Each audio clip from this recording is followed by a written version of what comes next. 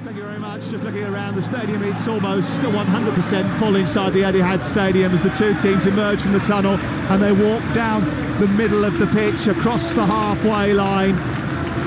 Manchester City with their light blue tracksuit tops on and those slate grey tracksuits that Huddersfield are wearing, their changed colours today as they emerge onto the pitch. They walk past the FA Cup itself, which still has the Manchester City ribbons on it from last year. They are, of course, the holders. 7 years ago, Huddersfield forced Pep Guardiola and Manchester City into a replay. Today, the Terriers just don't want to get terrorised. We'll have all the goals from the other six ties in the FA Cup third round Sunday.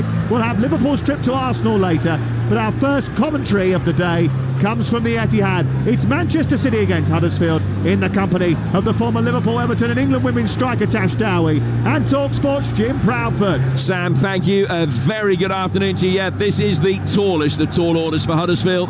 From the week in, week out toil of being immersed in the relegation battle at the bottom of the Championship, now having to plot a way to overcome the European and World Champions. Well, bigger positional deficits have been overcome in the FA Cup, of course, even within the last 24 hours. This, though, would be one of the biggest shocks of them all.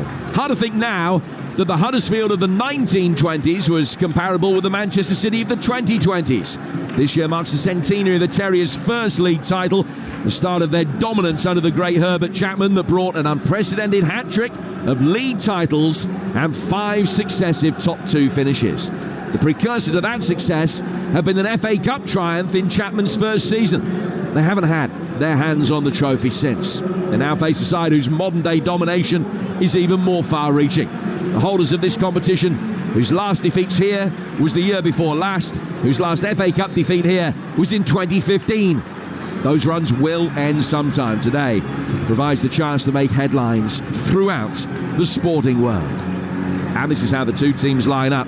Tash, let's look at Manchester City first. Ortega in goal, Akanji, Diaz, Vardiol and Gomez. They could play Lewis and Kovacic with Bob wide and Foden at 10. They have played a 4-4-2 with Bob and Alvarez up front. Foden and Grealish would supply the width in those circumstances. Lewis and Kovacic in midfield, but City being City, it's going to be very fluid. It is. It's going to be great. I'm really looking forward, like I said earlier, to watch the likes of Lewis. I think Alvarez is in great form. Since Haaland's been injured, he's really come in and done a great job there and scored some important goals for City. And with the likes of Foden, Bob as well, he's debuted today. I'm excited to see what he can offer. But there's so much competition places now in this City squad, so it's going to be a really tough ask for Huddersfield, but one that I'm sure they'll really relish. We're pretty sure we know what we're going to get from Huddersfield in their black kit with the very dark blue trim. A 5-4-1, Nichols in goal, Spencer, Edmonds Green, Hellick, Lees and Jackson, Wiles, Matos, Rodoni and Karoma, and Thomas up front. The referee is Michael Salisbury and Peter Banks is the VAR. Well, even shocks of monumental proportion can happen. Remember 2018 when the then league leaders Manchester City succumbed to League One Wigan? 6 years on, it's Huddersfield trying to emulate them against the English, European and world champions. A club with an eminent past trying to write an extraordinary chapter in their illustrious history. We are underway. Huddersfield kicking from right to left in this first half, and as we've detailed throughout the build-up, the most important thing from their perspective really early on, just to try and hang in there. But they will get the ball forward here and towards the right flank for Sorba Thomas. High ball in from him. Wiles was the target. Lewis and Bob trying on the edge of the penalty area to be able to get the ball away. Bright, promising start this from Huddersfield with another ball that is worked inside the penalty area. Headed back into the fray before Akanji can off balance clear it left-footed. Huddersfield working forward again with Karoma. Now towards Jackson. And towards the left flank for Alex Matos on his Huddersfield debut after his loan move from Chelsea. The Terriers really on the front foot in these early exchanges. Ball laid back by Edmonds Green. Now Hellick will play it out to Lees, who started off on the right of the three centre-halves. Forward to the blonde-haired Rodoni in the midfield for the Terriers. And at the moment, Manchester City struggling to get a kick. Absolutely. Who would have thought this for a start? You'd almost think that Man City were the team in the darker colours today. Huddersfield popping the ball around, really looking composed, and credit to Thomas, straight away, ball up to him, he holds it up well, and that's exactly what he is going to have to do today for Huddersfield. But what a start for them.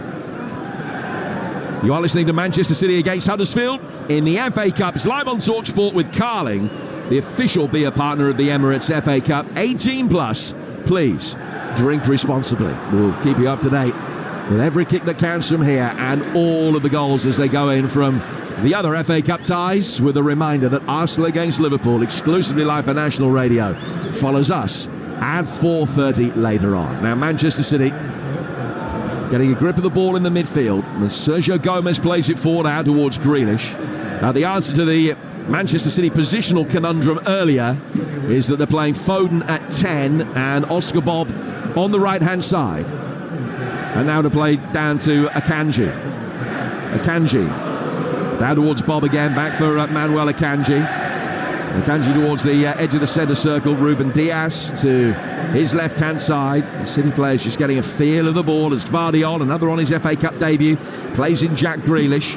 Grealish 10 yards outside the penalty area, pulls it back for Ruben Dias, and the game now settling into the anticipated pattern with 2.5 minutes gone at 0-0. Akanji again in possession. The centre-halves coming forward. Every City outfield player within 20 yards of the edge of the Huddersfield penalty area here, as Grealish rolls it back for Kovacic. Kovacic to Akanji. Work wide towards Oscar Bob, the Norwegian on the right-hand side of the penalty area, making his FA Cup debut today. And Bob with a clever little drop of the shoulder, taking on Jackson, who stood to his task well, blocks and clears out of play for a throw. Yeah, it's good 1v1 defending by Jackson, but this is where Huddersfield need to be careful. They need to try and get up here. You know, you don't want to get in a trap where for 80 plus minutes now you're in this deep block. They need to somehow try and get a bit of pressure on the ball. Well, the first 90 seconds of the game when Huddersfield were dominating possession, it was almost as if City were sitting back going, OK, let's see what you've got. Let's see where you think the attacking options lie. And as business as usual with Manchester City dominating possession. The ball is back for Akanji. He's one of 4 in the starting lineup today who started the FA Cup final, one of the legs of Manchester City's famous treble last season. Foden, back for Ruben Dias.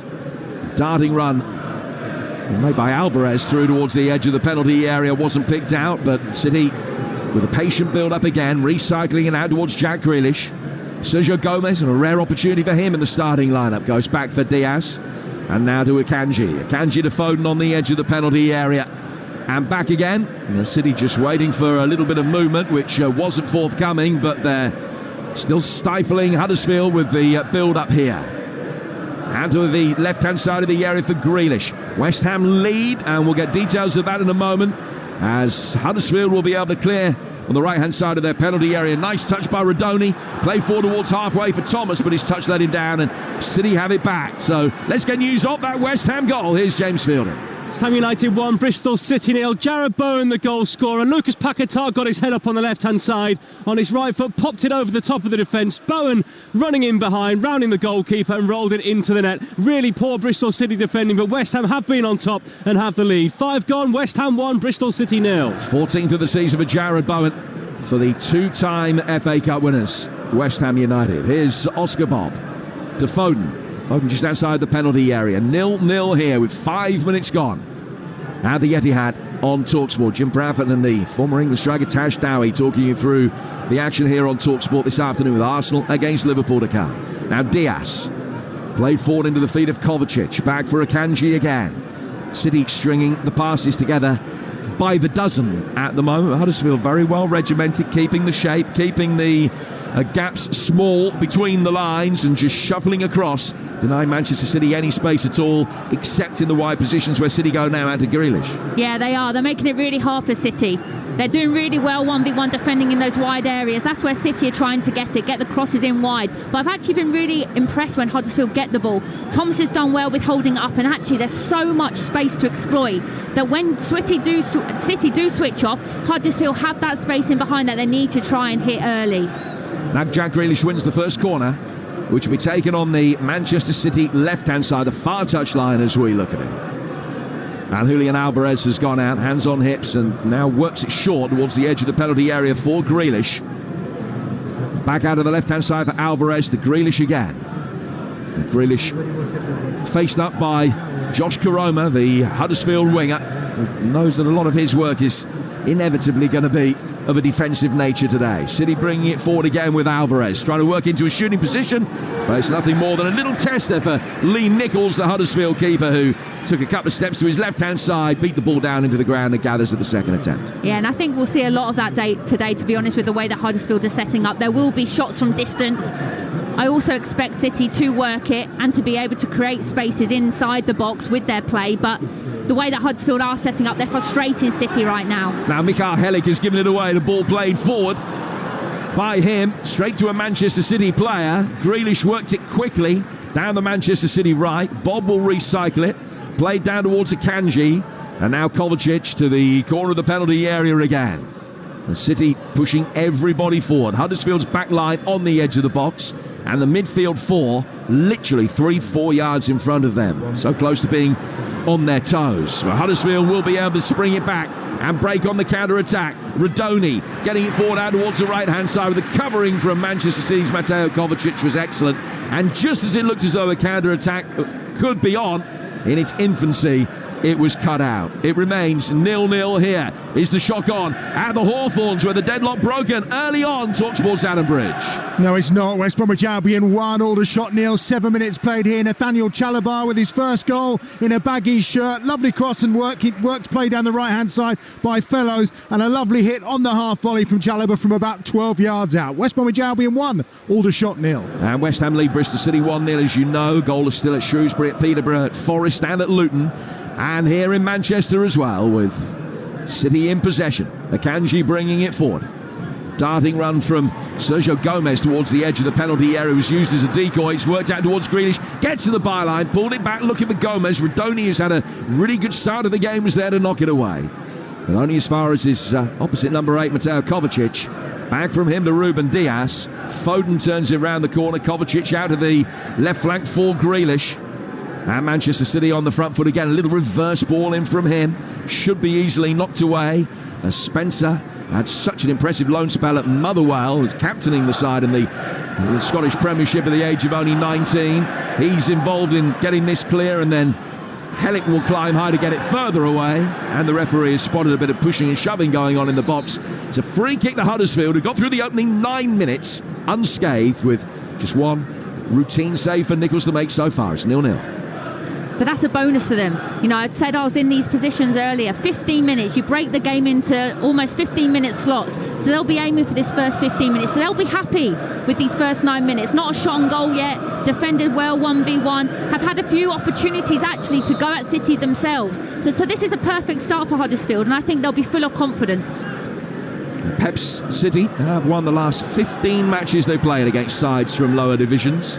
They've scored 54 goals in the process. That's an average of 3.5 a game. They've only conceded 8. And it gives you an illustration of the size of the task that Huddersfield are facing today. The last defeat City have had to lower division opposition at Wigan in 2018. The ball is played forward here for Saul, but Thomas is offside. The play continues, and Thomas actually forcing a decent save from Ortega. The flag was up long ago, but play did continue.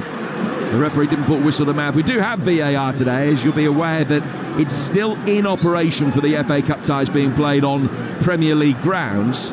And Thomas, I think it was a close call, certainly a correct one as the ball was played for. He's got lots of pace, which we've seen frequently throughout his career, and he can almost hold his run more effectively there, knowing that he's got the pace to be able to hit the space anyway. Absolutely. I think the way that Huddersfield is set up in this 5-4-1 with Thomas in the 9, it suits them perfectly, you know. And I think the first 10 minutes of this game, you can tell that he's got the pace and the beating of the two centre halves. So like you said, he just needs to time his run and be a bit more patient with his movement. 10 gone. It's 0-0 with Diaz working it to his left hand side for Kovacic, and back for Ruben Diaz again. Kovacic, who was in a select band of players to have been sent off in an FA Cup final, playing the ball to his left hand side for Joško Gvardiol. Back for Ruben Diaz again, and City playing the majority of their passes, as is their way, just 5-6 yards either side, working it out towards Grealish. Grealish coming in from the left flank. They want to try and take on a player these days, just uses the space that's offered, and it's played out towards Ruben Diaz.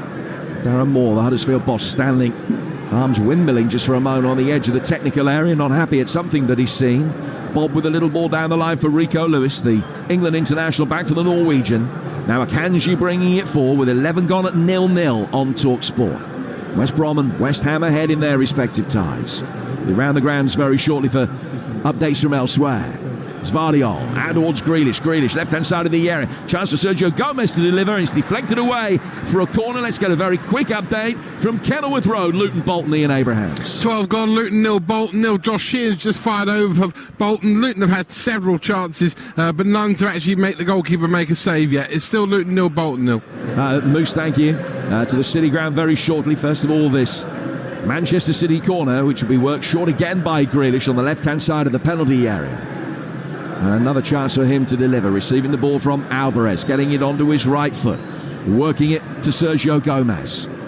Down towards the right-hand touchline once more. Manchester City caught in possession. It was a slight mistake there by Oscar Bob, who just lost it, and Huddersfield will try and break quickly. Thomas this time has timed his run really well. The only problem was pass from Ben Wiles was overhit and sails over his head out of play for a throw. Yeah, that's where it's so key, and it's so hard, because mentally you're so switched on, you're defending, you're shifting, you don't have the ball, that when you do get the ball, it's that split decision, that has to be so important. Now Lewis got a knock on the back of the head from Alex Matos, who wires then into a subsequent challenge on Akanji, who is down holding his hip, and it's going to be a yellow card for the Chelsea loanee Alex Matos. I think that's a bit harsh, to be honest. Yes, it's a free kick, but I think so early on, I'm not sure that's a yellow there.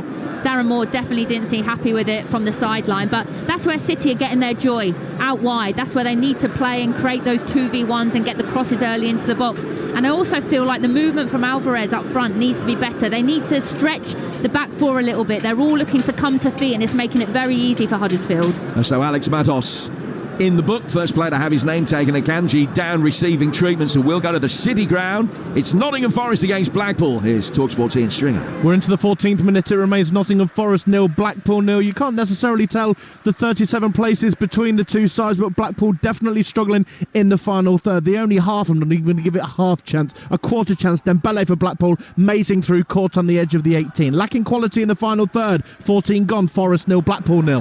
And news of a very significant substitution at West Ham, James. Yeah, positive start for West Ham. They lead Bristol City, but they've just lost Lucas Paquetá, only just back from injury today, having missed their last game against Brighton here, but suffered a real heavy blow after a heavy challenge on the far side as we look across, and tried to get up, but straight away knew that he was not going to continue, and Divine Mubama has come on to replace him. Bristol City have had a chance since West Ham went ahead as well. They should have scored. It remains West Ham 1, Bristol City 0.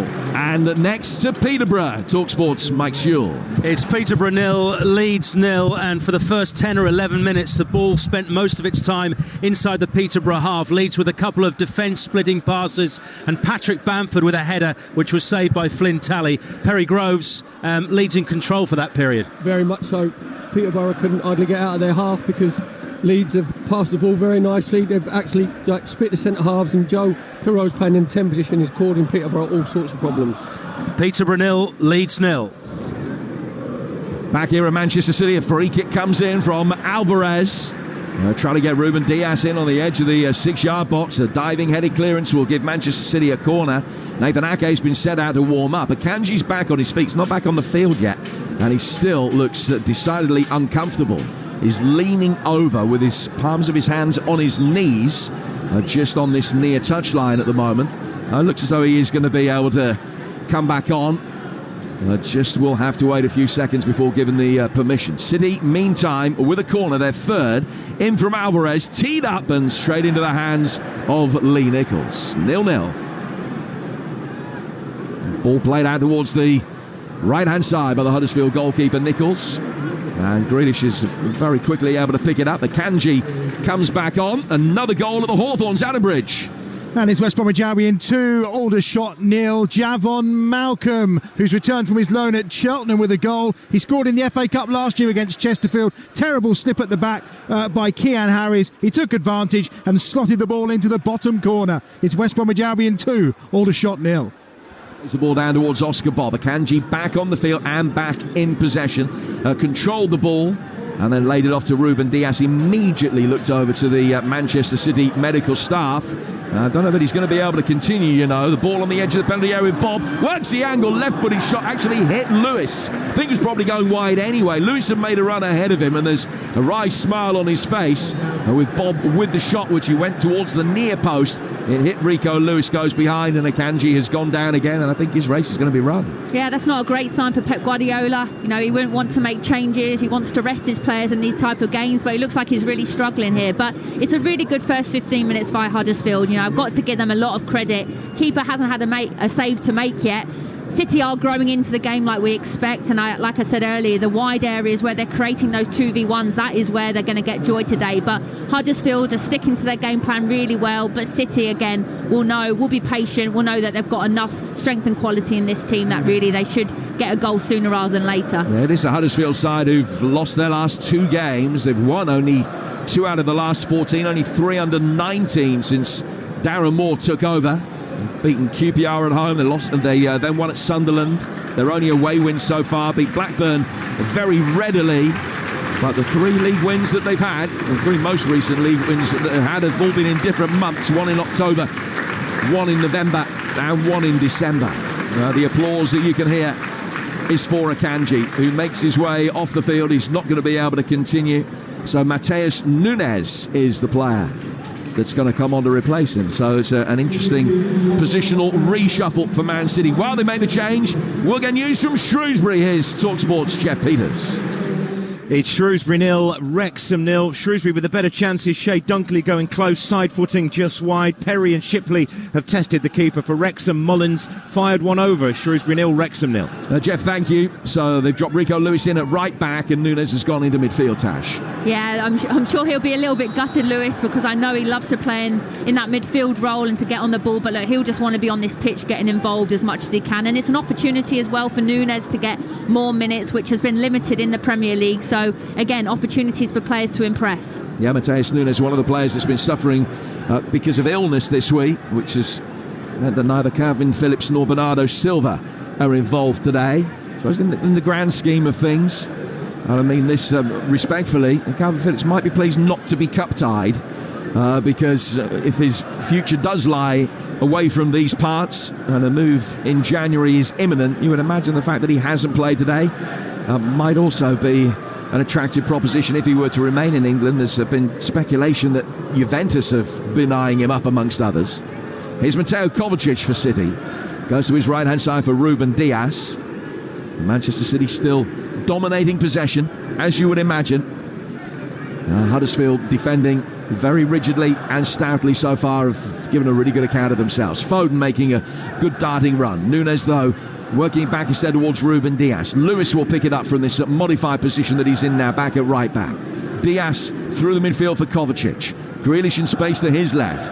Sergio Gomez in space to his, but Grealish will just cut back inside, work it patiently back towards Ruben Dias. City going through the very well choreographed and orchestrated patterns of play that we're so familiar with.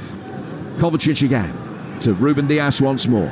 Bob to his right, plenty of space for Lewis, chipped straight over the top instead for Grealish's run, but Spencer can do a good job, just gave him a little shove on his way through. Ball's overhit anyway, goes out of play for a Huddersfield goal kick, 0-0. I think this is where City miss Haaland the most, if I'm being completely honest. You can see here that when Haaland's playing, you can swing a ball into the box and you know that he can win challenges in the air, he can make something out of it. Right now they're keeping the ball, but they're a bit adamant to get the ball into the box because Alvarez, that's not his strength with the ball in the air. So I feel like it's quite predictable City at the moment, and Huddersfield are finding it quite easy to cope with. Possession 78-22 in Manchester City's favour, but they've only had the one shot on target for the dominance that they've had through the 20 minutes that we played here on Talksport so far, with a reminder coming up later, Arsenal against Liverpool. Joe Shannon and Stuart Pearce, your commentary team from North London. Adrian Durham in the chair, and they kick off at 4:30. The build-up starting at the conclusion of these 2 o'clock games, where the only goals so far see West Brom lead Aldershot 2-0, and West Ham a goal up at home to Bristol City, although Lucas Paquetá has gone off injured. Now Alex Matos has won it back here on the Huddersfield left-hand side and will drive forward. Nunes trying to get back goal side. Little drop of the shoulder deceived him, and then Matos going to ground looking for a free kick. Knew that he'd probably run out of room and the ball was a little bit too far ahead of him. And he went to ground. The referee saw it for what it was. The ball then cleared off. Radoni goes out of play for a goal kick to City. Yeah, spot on. Looking for the free kick, you know, trying to get a set piece with the likes of Hellick in their team, who have got 7 goals as a centre-half. That's what they want. They want free kicks and set pieces, but they've got some powerful players in this team, you know, and if they can get that ball in behind, I really fancy them to create something today, and it's whether or not they can make the most of those opportunities when they get them. Yeah, Sorba Thomas, as you mentioned earlier, Tash, with the pace that he's got, fancying his chances of being able to make a darting run in between Ruben Dias and Gvardiol. But Huddersfield have got to work those openings and have got to stay very patient. They might be few and far between. They've got to make the most of the chances that they do create. They haven't had a shot yet. The ball is with Rico Lewis, plays it back for Oscar Bob. We're just shy of the midway stage of the first half here at the Etihad, and Manchester City yet to find a breakthrough. Grealish has got it. Bottom left-hand corner of the penalty area. Ben Wiles is there to stop him finding a way through. Foden. Radoni turns that away from the edge of his own penalty area. Matos then on the slide will give Thomas something to chase. Oh, and he's kept it in. He's done really well, chasing a lost cause and rewarded for it. And now comes in to the inside left channel before flighting a ball out towards the Huddersfield right-hand side for Spencer. Play back towards Hellick. Polish international scooping one over the top, but not close enough to Thomas to give him a chance of being able to get on the end of it. Yeah, that's where they need to be better. You can see Darren Moores is so frustrated there. You know, I've actually done really well to hold the ball up, then just be patient, switch the play, have a moment with the ball. Darren Moore, a player who once scored a winner away to Manchester City. Back in his West Brom days, is one of only 2 Premier League goals that he ever scored. A fine player at many different levels. Darren started his career as a 16-year-old down at Torquay. Ball with Ruben Dias. Down towards the right-hand side of the penalty area for Lewis, who's asked too much of Bob. Just over the line it rolls out, and the ironic cheers from the Huddersfield fans being delivered with a little bit more conviction latterly, because they've done well up to this point. 0-0. The side in the bottom 4 of the Championship certainly haven't been overawed. No, they definitely haven't. They're making the most of the occasion and they're playing their game plan to perfection. You know, and the longer this game goes on, you know, I know we're only 23 minutes into the game, but City will get a bit frustrated, maybe make poor decisions. You know, so Huddersfield are playing so well here and really limiting City. Nichols with a long goal kick. City winning it in the midfield with Nunes. Radoni then with great strength got the better of Lewis. The ball rolls over the line and out of play for a throw, which will be taken on the Huddersfield left. Had a really good start to this game, Jack Radoni, former Wimbledon midfielder, who's got a shock of blonde hair, very easy to pick out. Jackson taking a throw, his return to the side today after illness. Back from Matos to Hellick, to the left-hand side of the back 3 for Edmonds Green, who played in midfield last week in Huddersfield's 4-1 defeat at Leicester, which was not the perfect build-up for this game. Nunes picking it up here for Manchester City. And his left-hand side for Sergio Gomez. Gomez coming in off the left-hand touchline will play back for Gvardiol as the deadlock is broken at the City ground. Ian Stringer. It has, and we have an upset at the City ground into the 25th minute. Forest 0, Blackpool 1. It's the former Nottingham Forest man Jordan Lawrence Gabriel with the goal. Dembele with a cross. It was half clear by Montiel, and then a diving header. How many of those do you see these days? Not many. 7 or 8 yards. The former Forest man curtailing his celebration, but Lawrence Gabriel opens the scoring. Forest 0, Blackpool 1.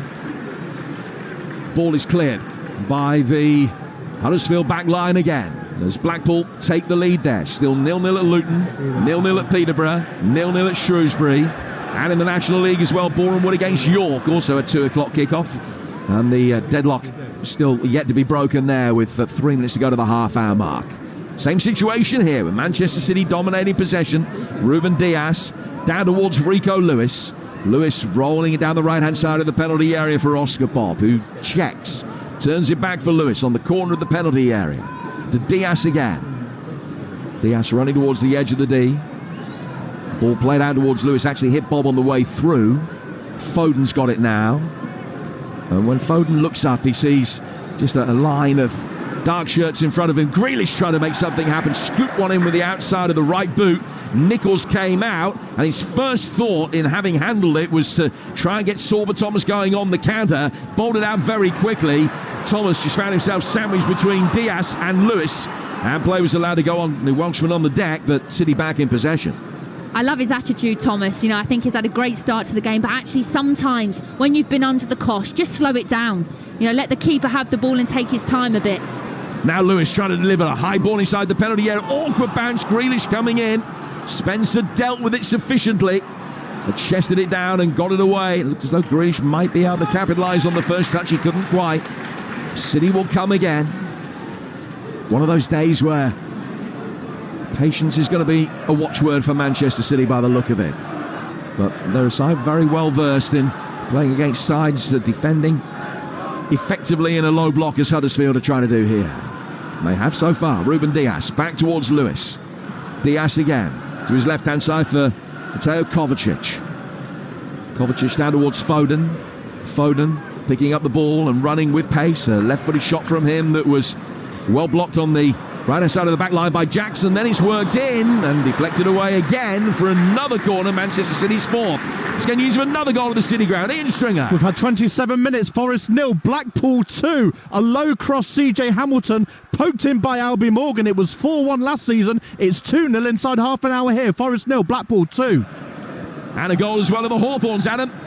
West Bromwich Albion 3, Aldershot 0. Daryl Dike on his return to the side. First appearance since April following injury. Corner was swung in, only half cleared, and he's volleyed it home from about 10 yards out. Game over here. West Bromwich Albion 3, Aldershot 0. In comes the Manchester City corner. Nichols got stuck in traffic, did well to get a hand on it, and was fouled, and it's a free kick that the Huddersfield keeper will take inside the 6-yard box. Tash Dowie, earlier you were talking about the necessity for Huddersfield just to have stages at the game to have 15 minutes, get to the first 15 minutes unscathed. Well, they're very nearly at the second of those intervals unscathed. It's huge. It's massive for a confidence booster. And again, not really a save yet for the keeper to make. Yes, City are probing, they're getting crosses into the box, but they'll be very happy with this start. However, saying that, the last 5 minutes, City have done really well with the way they've switched the play with tempo. Like I said earlier, creating those 2v1s, they have to do that. They have to start putting more crosses into the box. They can't just keep possession hoping something's going to happen, because this is very okay for Huddersfield right now. They have to start moving the ball a lot quicker than what they have been doing.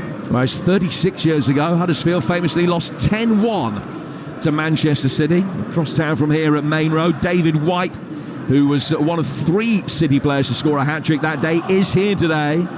Paul Stewart, Tony Adcock, the others. Terrier's goal that day scored by a former City player, midfielder Andy May.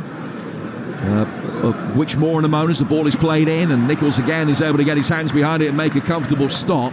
Just a few weeks later, 9 weeks in fact after that mauling, Huddersfield then held City to a 2-2 draw in the FA Cup, then another draw, a 0-0 draw at Main Road, and they lost the second replay at home.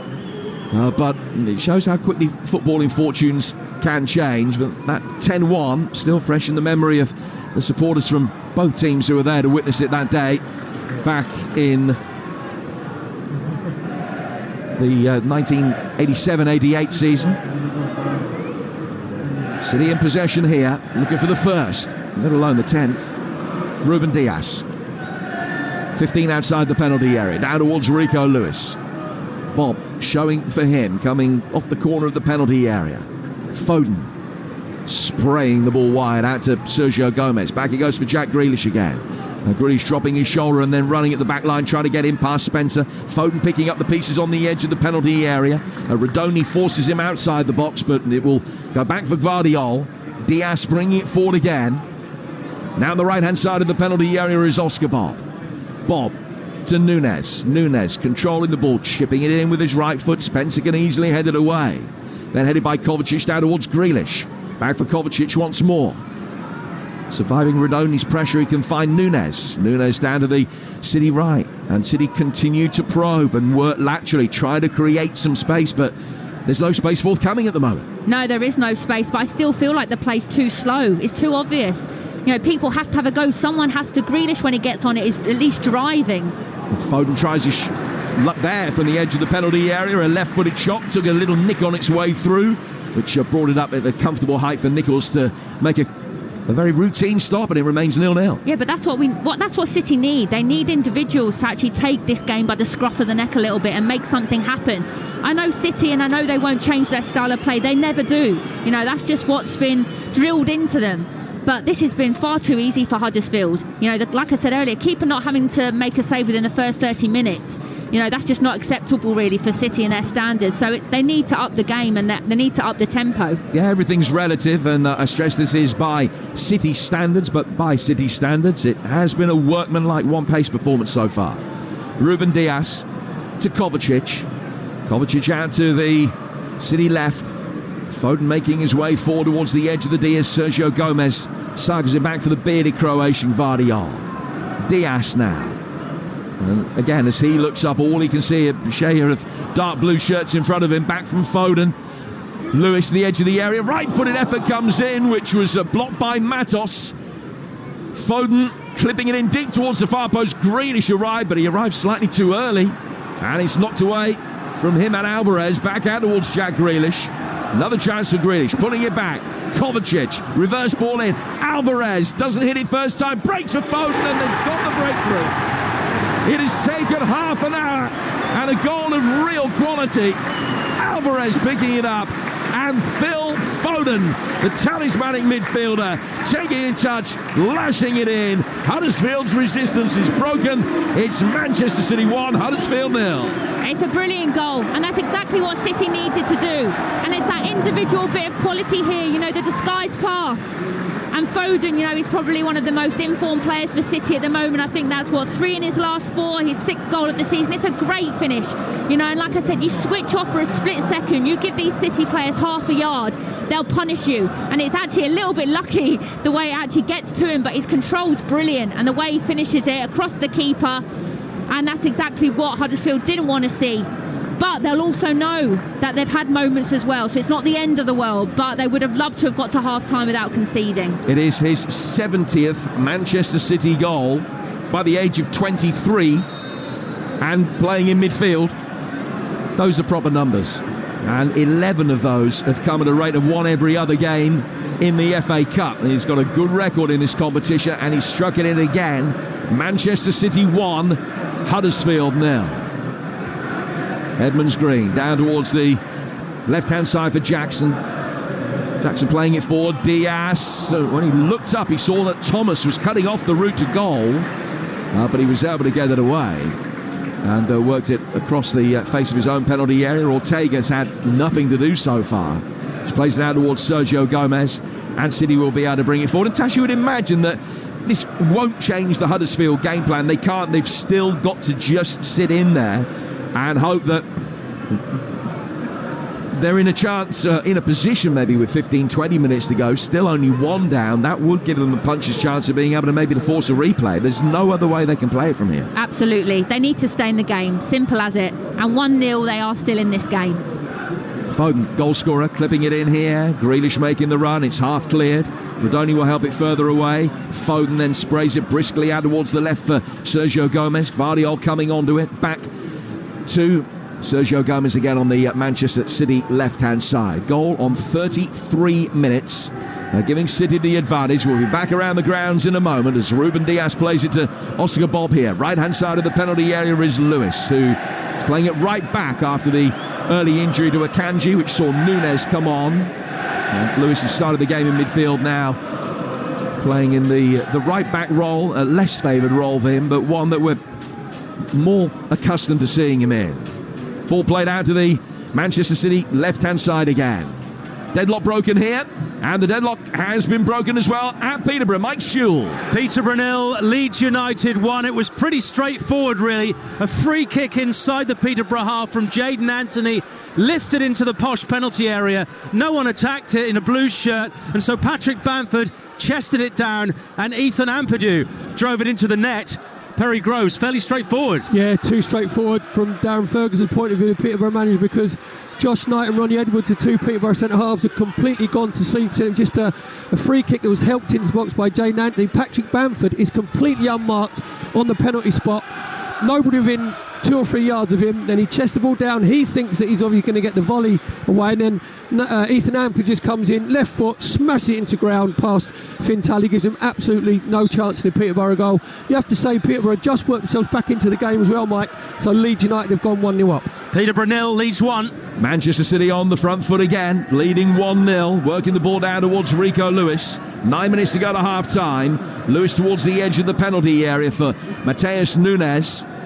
Foden in towards Nunes again. He's worked it across the edge of the 6-yard box. Lewis and then scuffed in for 2-0. Alvarez, the man that wheels away and takes the acclaim. Manchester City with 2 in 3 minutes. And it could now be a long, dismal afternoon for Huddersfield. There's not going to be a shock here. No, that's exactly what Huddersfield didn't want to happen, conceding 2 goals in quick succession, but that's City at their best. These were the areas that I was saying earlier, Jim, in the wide areas, creating these little diamonds. You see here the 2v1s. It's a lovely through ball, great play, cut back here, and it's good reactions actually by Alvarez to get that tap in, and he's in great form. Again, someone that's in form, just like Foden is. And it's going to be a long afternoon now for Huddersfield. Yep, 5 in 4 for Alvarez, 13 for the season. And he celebrates the 200th game of his career with yet another goal. He's got an outstanding FA Cup record here. 4 in 4 ties in the competition on this ground. And Manchester City lead Huddersfield by 2-0. Jackson plays it forward for Huddersfield. Nunes for Foden. And on that occasion, although Huddersfield still had the bodies back, there was more intricacy about the City attacking play. And there's a hefty collision here in the midfield. Sergio Gomez has gone down holding his face. And the referee has indicated that it's going to be a free kick. There was just a coming together. Gomez going in for it with Bailey Spencer. Gomez actually on the stretch. Probably slightly ill-advised to go for that. Spencer stood his ground, and there was the collision between the pair of them that has left Gomez going down holding his face. Big grins all round, and Silver Thomas and Phil Foden just exchanging a moment, arms around each other's shoulders. And there's certainly no malicious intent from either player, but that would have been a sore one for Sergio Gomez. Yeah, no, absolutely. It was a good tackle. He won the ball, and it was just the follow-through that I think ended up catching him. But Huddersfield need to not get frustrated now. You know, I know they're 2-0 down and they know it's a big arse now, but 2-0, you know, it's still a scoreline where they are still in the game, and they need now, more than anything, to get to half-time, keeping it at 2-0. While Sergio Gomez receives this treatment, we'll go back around the grounds. First, the West Ham. Talksport's James Fielden. It's West Ham United 1, Bristol City 0. But just as you come to me, more bad news for West Ham, who've already lost Lucas Paquetá to injury. They've now lost Konstantinos Mavropanos as well. Coward's challenge, really, from Tommy Conway, who has been booked. Made a back for the West Ham defender. He went down, tried to continue and couldn't. West Ham leading but not convincing at the moment. Bristol City have had a couple of good chances. They still lead Bristol City by 1-0. And to the City ground, another goal for Ian Stringer. We're in the 40th minute. Forest have one back. Nottingham Forest 1, Blackpool 2. Dominguez with a header, and the unrest is calmed slightly. Forest 1, Blackpool 2.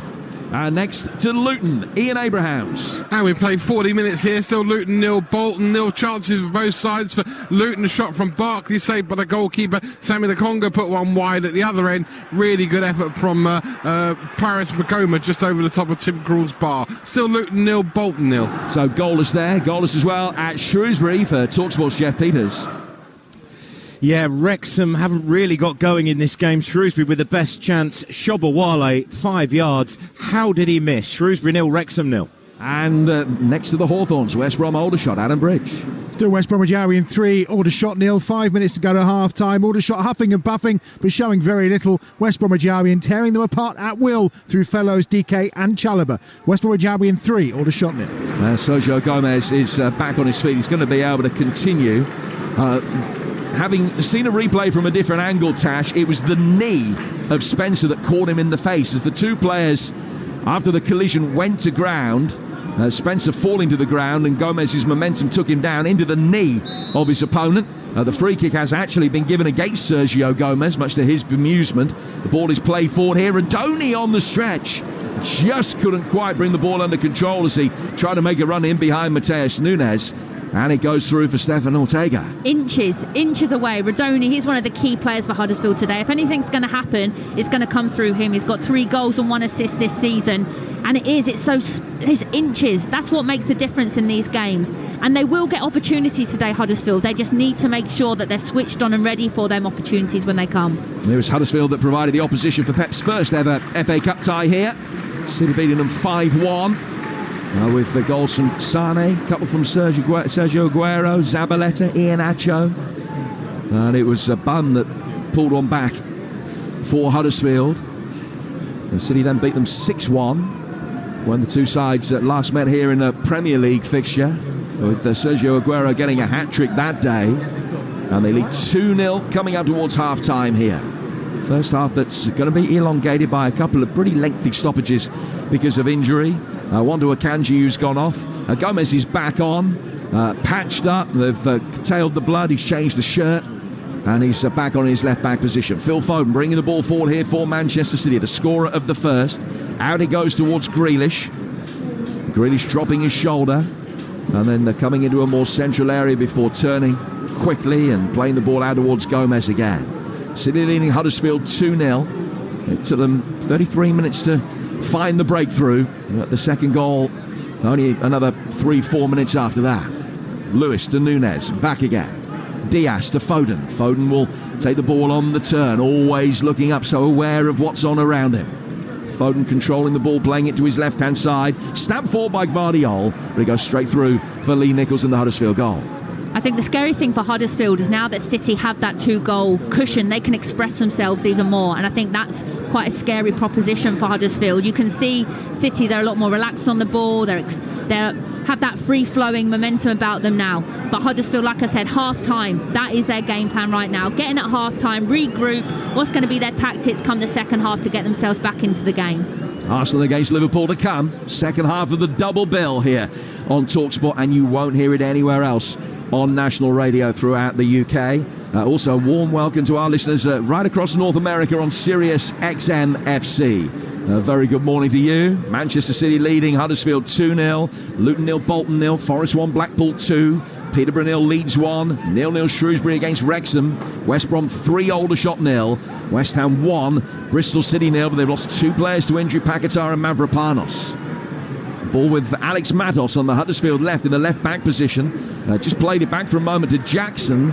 Jackson did well, turned it into Nunez. It goes out of play for a goal kick that will be taken away to our right-hand side by Lee Nichols. We've got more live football coming up for you tomorrow night in the FA Cup. Wigan against Manchester United. Wigan, the only side to ever have beaten Pep from a lower division in his managerial career, taking on Manchester United tomorrow. A build-up starts at 7 here on Talksport. Then Tuesday and Wednesday, the 2 first legs of the Carabao Cup semi-finals.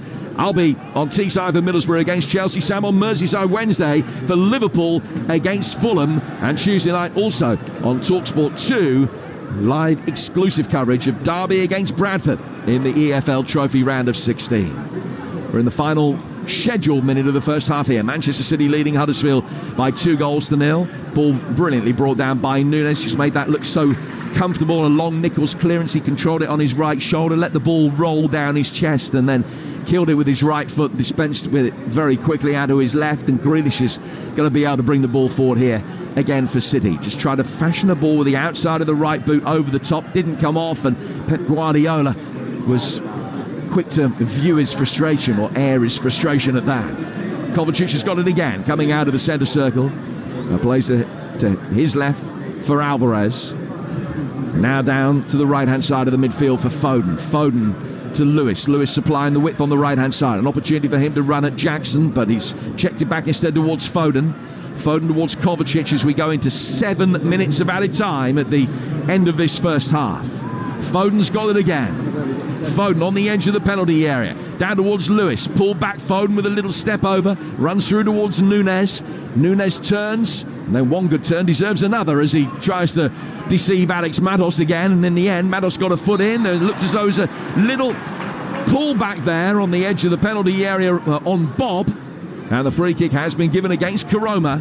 and it's a Manchester City opportunity. Let's get half-time details from Luton. Ian Abrahams. Luton 0, Bolton 0. Chances for both sides, but really from long-distance shots. Makoma and also Sheehan for Bolton, both over the top, and Barkley for Luton. Luton 0, Bolton 0. So City lining up this free kick.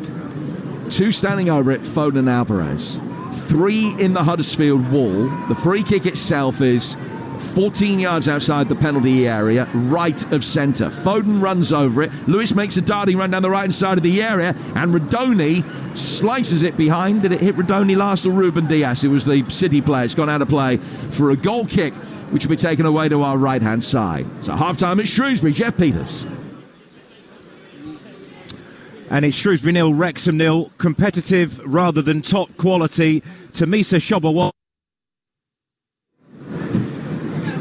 And it remains Shrewsbury 0, Wrexham. Apologies for the difficulties that we're having with Jeff's line there this afternoon. But it is goalless at half-time. It sounds as though we haven't missed an awful lot. The ball headed forward by Matos. And Shrewsbury still 0-0 at Shrewsbury. 2-0 to Manchester City here. And Huddersfield trying to make their way forward with Thomas.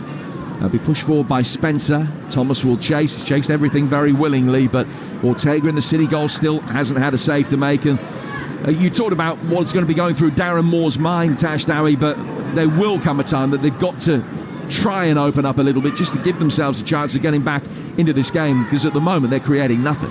No, you're spot on, and I think you'll see that maybe with 20 minutes, 15 minutes, if it's still 2-0, which I think they'll be very happy with if that is the case, then they'll have to start committing bodies a bit more forward. But he must be so disappointed almost, because they've done so well for large amounts of this first half, and to be 2-0 down, really City have had 2 moments, but that is the quality that City have in this team, and they really can punish you from nothing.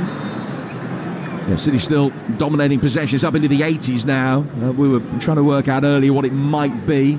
The general consensus would be that Huddersfield's possession would be in the high teens, but it's 10 shots without reply for Manchester City and 81% possession, and that tells its own story, even if, as we were saying, City haven't been at their dynamic and peerless best. Huddersfield have stuck to their task manfully, defended very, very well until the first goal went in, but they just need a little bit more adventure at some stage. Thomas thought that he was brought down there and it should be a free kick. The referee Salisbury didn't agree, and Manchester City are going to be able to bring it forward again. Yeah, I think the 2 goals have really knocked Huddersfield, to be honest. I think they started the game the better of the 2 teams, but I think the 2 goals in quick succession, you can really see it's knocked them. They look a little bit flat now, and they just want the whistle to blow desperately right now. Here's Diaz. We're midway through the 7 minutes of added time at the end of the first half here on Talksport. City with goals from Foden and Alvarez in double quick time just after the half-hour mark.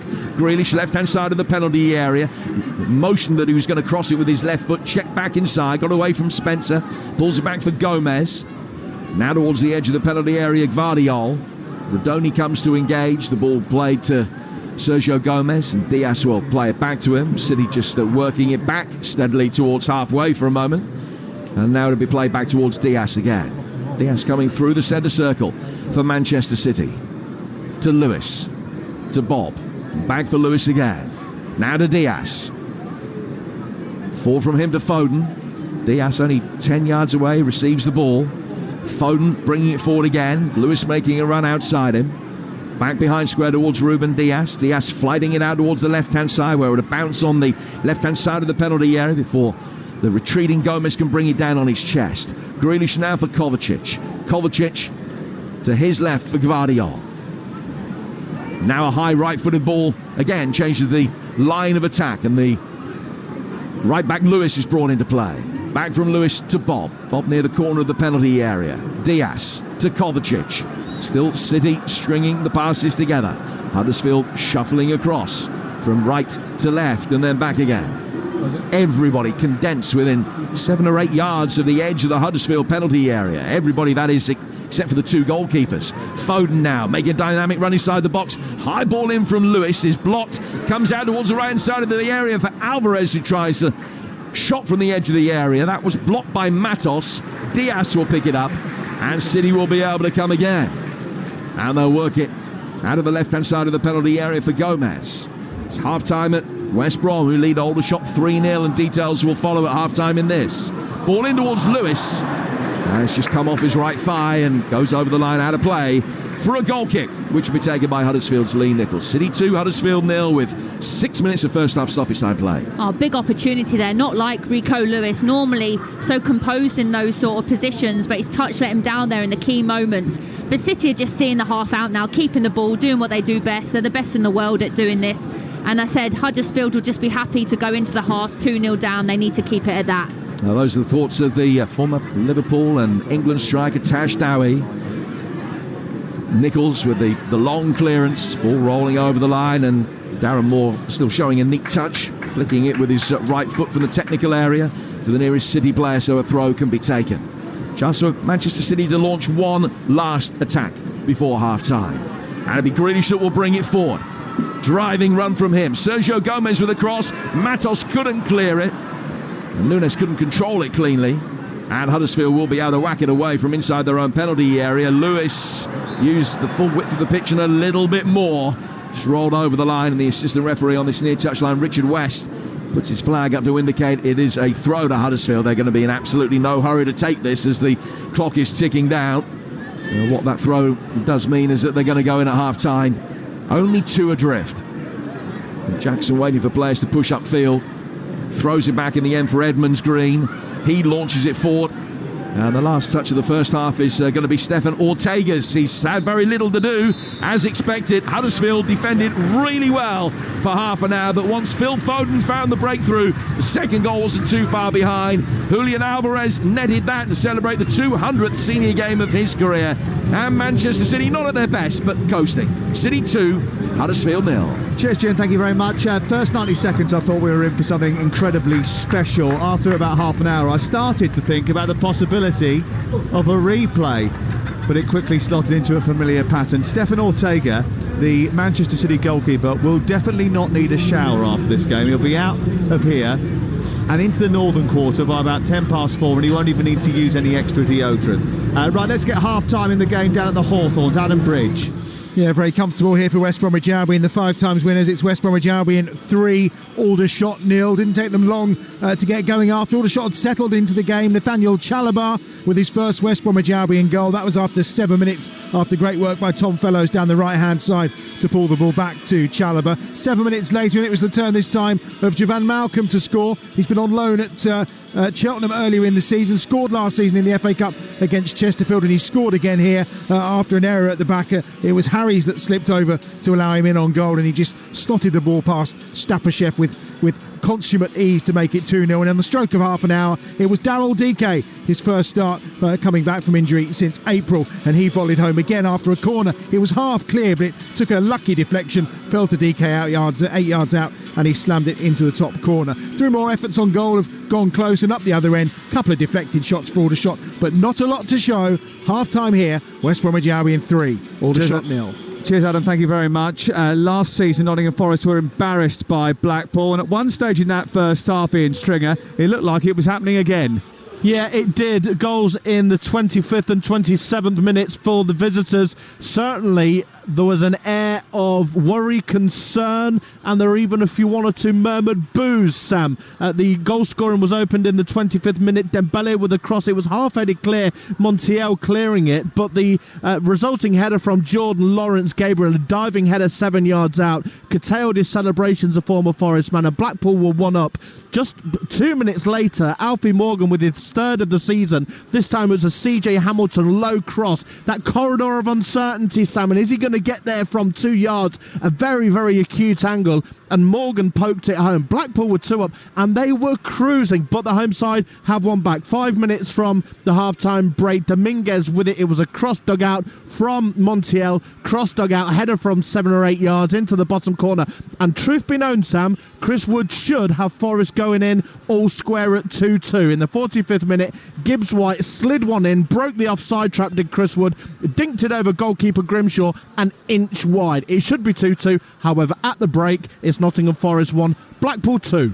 worries down at the London Stadium. Not necessarily in terms of the scoreline, although it's not as convincing as many West Ham fans would be happy with. But about 2 players they've lost to injury in that first half. And with the other injuries that they've had in recent times, James Fielden, that will be of concern to David Moyes. Yeah, absolutely. And, Mohamed Kudus missing through AFCON at the moment, and Naif Agurd also away. And the 2 players they've lost in their similar positions as well. Lucas Paquetá going off, and Konstantinos Mavropanos as well, forced off with what looked to be a really awkward kind of chest-neck injury after a challenge from Tommy Conway. In terms of the game itself, West Ham do lead Bristol City by a goal to nil. Jarrod Bowen with his 4th in his last 6 games. Nice ball from Lucas Paquetá, popped over the top. Jarrod Bowen running from out to in, managed to round the goalkeeper and roll it into a largely empty net. And West Ham have had further chances through Pablo Fornals and then Bowen, who nearly forced an own goal from Cameron Pring. But since Paquetá went off, they've really lost their zip. And Mavropanos also having to be replaced here by Angelo Ogbonna. And West Ham are just nowhere near what they were at the start of this game, when Bristol City were really camped inside their own penalty area. And as a result, Bristol City have been able to really grow in confidence throughout the 45. They've gone up the other end, caused West Ham problems. They've been lively throughout. At times missed that little bit of quality in the final third, but Sam Bell forced a save from Łukasz Fabianski, and Rob Dickey towards the end of the first half had a free header from a corner straight at Fabianski. That's the best they've mustered so far. Bristol City looking for a first win at West Ham United since February 1978, when Joe Royle and Jimmy Mann scored after Pop Robson had scored for West Ham United. But at the moment, it's the 3-time winners that lead here at London Stadium. Half-time, West Ham United 1, Bristol City 0. Going to form at the London Stadium. How is it going at Peterborough? Because the Championship team are in front, but any sign of a fight back from League One posh? Mike Shaw. Well, they've actually played all right in the first half. They trailed by a goal to nil, a goal scored by Ethan Ampadu 11 minutes before half-time. Leeds made a really good start. They were very assertive. They were splitting the Peterborough defence, who looked rather nervous. They didn't break through at that point. And then about the midway point of the half, Peterborough actually played really well, and Ephron Mason-Clark down the left and Hector Cipriano in the middle were causing problems for Leeds just before Leeds scored the goal, which was a free kick from around about the midway point of the Peterborough half, sent in from the right, and seemingly a static Peterborough defence allowed Patrick Bamford to chest it down for Ampadu to score. In the melee afterwards, during the celebrations, a lot of the Peterborough players surrounded referee Sam Allison, claiming that the referee's whistle came after Anthony took the free kick. But apparently Anthony was already doing his run-up, and he blew the whistle as the ball was kicked. Josh Knight was then booked in the process, and then he was involved in another controversial incident just before half-time, when there was a big penalty shout from Leeds, and in particular Wilfred Gnonto, who went down under a challenge from Knight. I tell you what, though, the Peterborough fans in front of us, Perry Groves, were pretty adamant it was a dive, because they were very, very, very vocal in their dispute with Gnonto. Yeah, I'm pretty adamant that it was a definite penalty, because Patrick Bamford had a little jostle with Josh Knight, and as the ball bounced up, Wilfred Gnonto just got his toe to the ball first, and it was Josh Knight who put out, it dangled his left leg out, and it was definitely contact. To be fair to Sam Allison, referee, he was in a really good position, and he just sort of waved play on. So you think, well, why would Gnonto go down? Because he would have been in on goal, just on the right-hand side. So I think it was a definite penalty. Good thing about it, Mike, is no VAR, so we didn't have it, for 2.5 minutes through the replay. I'm okay with referee. If he's made a mistake, then you just get on with the game. As you said, their lead started really, really well. The first 10-15 minutes they were dominating possession.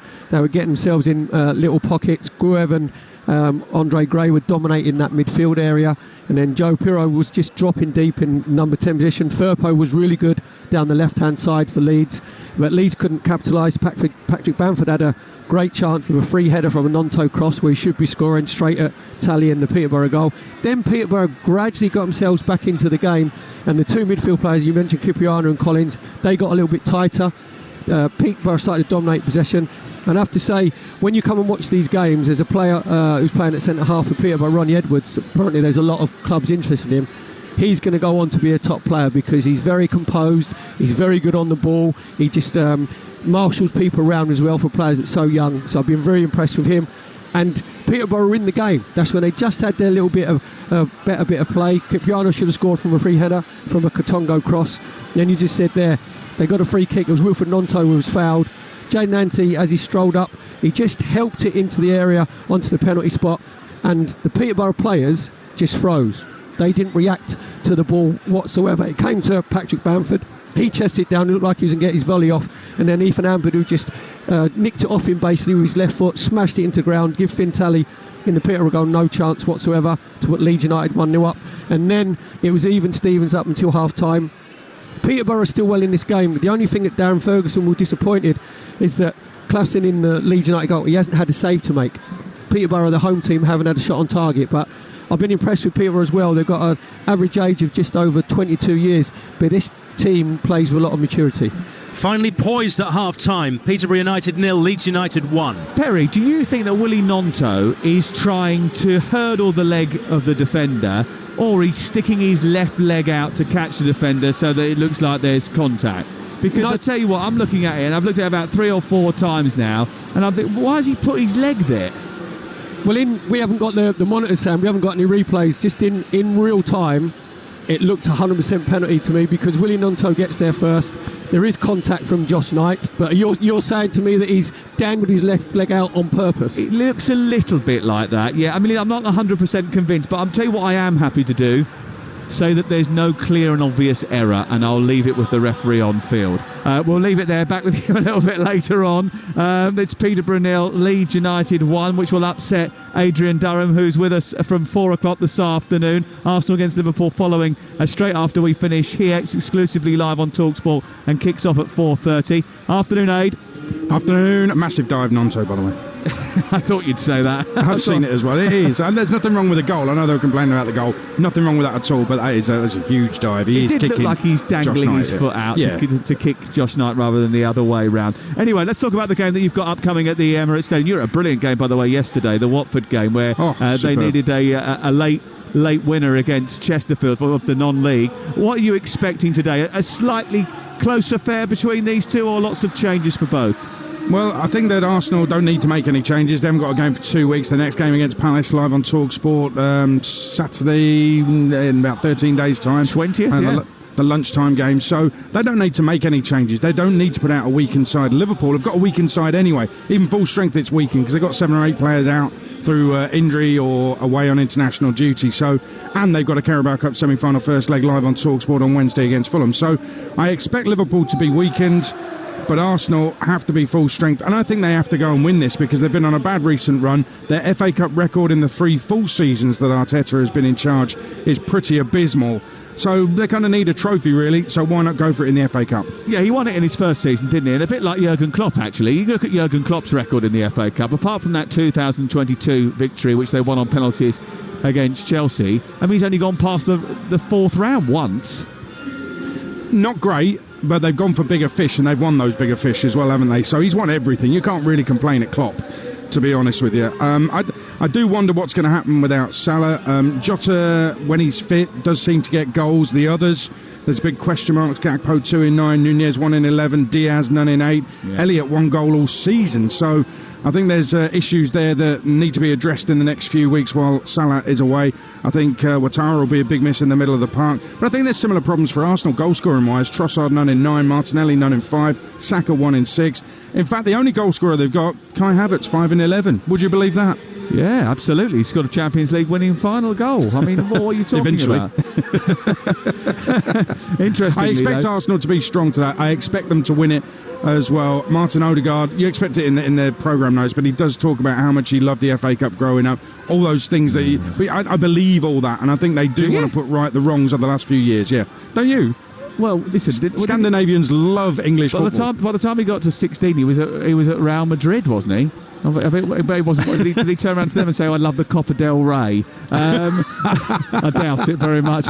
By the way, Harvey Elliott, a bit harsh. I think he's got 2 goals this year. He says he's only got 1. But the other goal was the one he scored really late on against Wolverhampton Wanderers live on Talksport, which took a little deflection off Bueno, and they've given that as an own goal. Totally unfair. Anyway, listen, I hope Peterborough get better in the second half. I'll be listening on my way home when I leave here at the Etihad at 4 o'clock this afternoon, and looking forward to live commentary exclusively to Talksport of Arsenal against Liverpool with Adrian and the gang. We've got more live football for you over the course of the next few nights, including Wigan against Manchester United tomorrow night. On Tuesday night, we've got 2 games, Talksport and Talksport 2. Derby Bradford from the Bristol Street Motors Trophy. The round of 16 game is on Talksport 2. Middlesbrough Chelsea, the Carabao Cup semi-final first leg is on Talksport. And Wednesday night, the first leg of the other semi-final, Liverpool against Fulham, is live on Talksport. Bit of breaking news for you that's just reached us here at Talksport. Chelsea striker Sam Kerr has sustained an ACL injury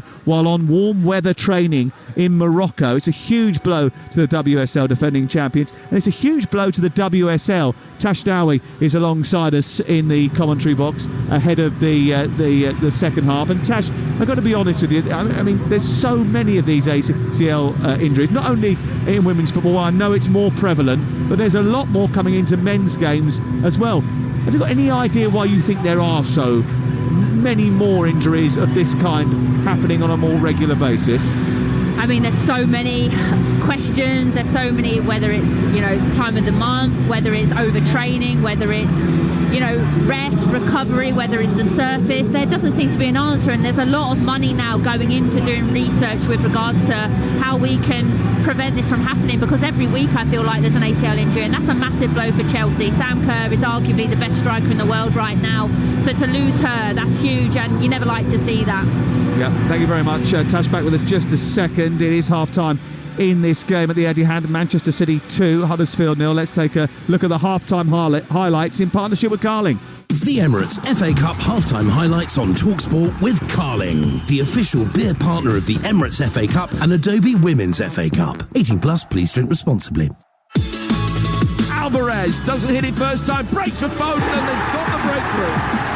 It has taken half an hour and a goal of real quality. Phil Foden, the talismanic midfielder, taking in touch, lashing it in. Foden in towards Nunes again. He's worked it across the edge of the 6-yard box. Lewis, and then scuffed in for 2-0.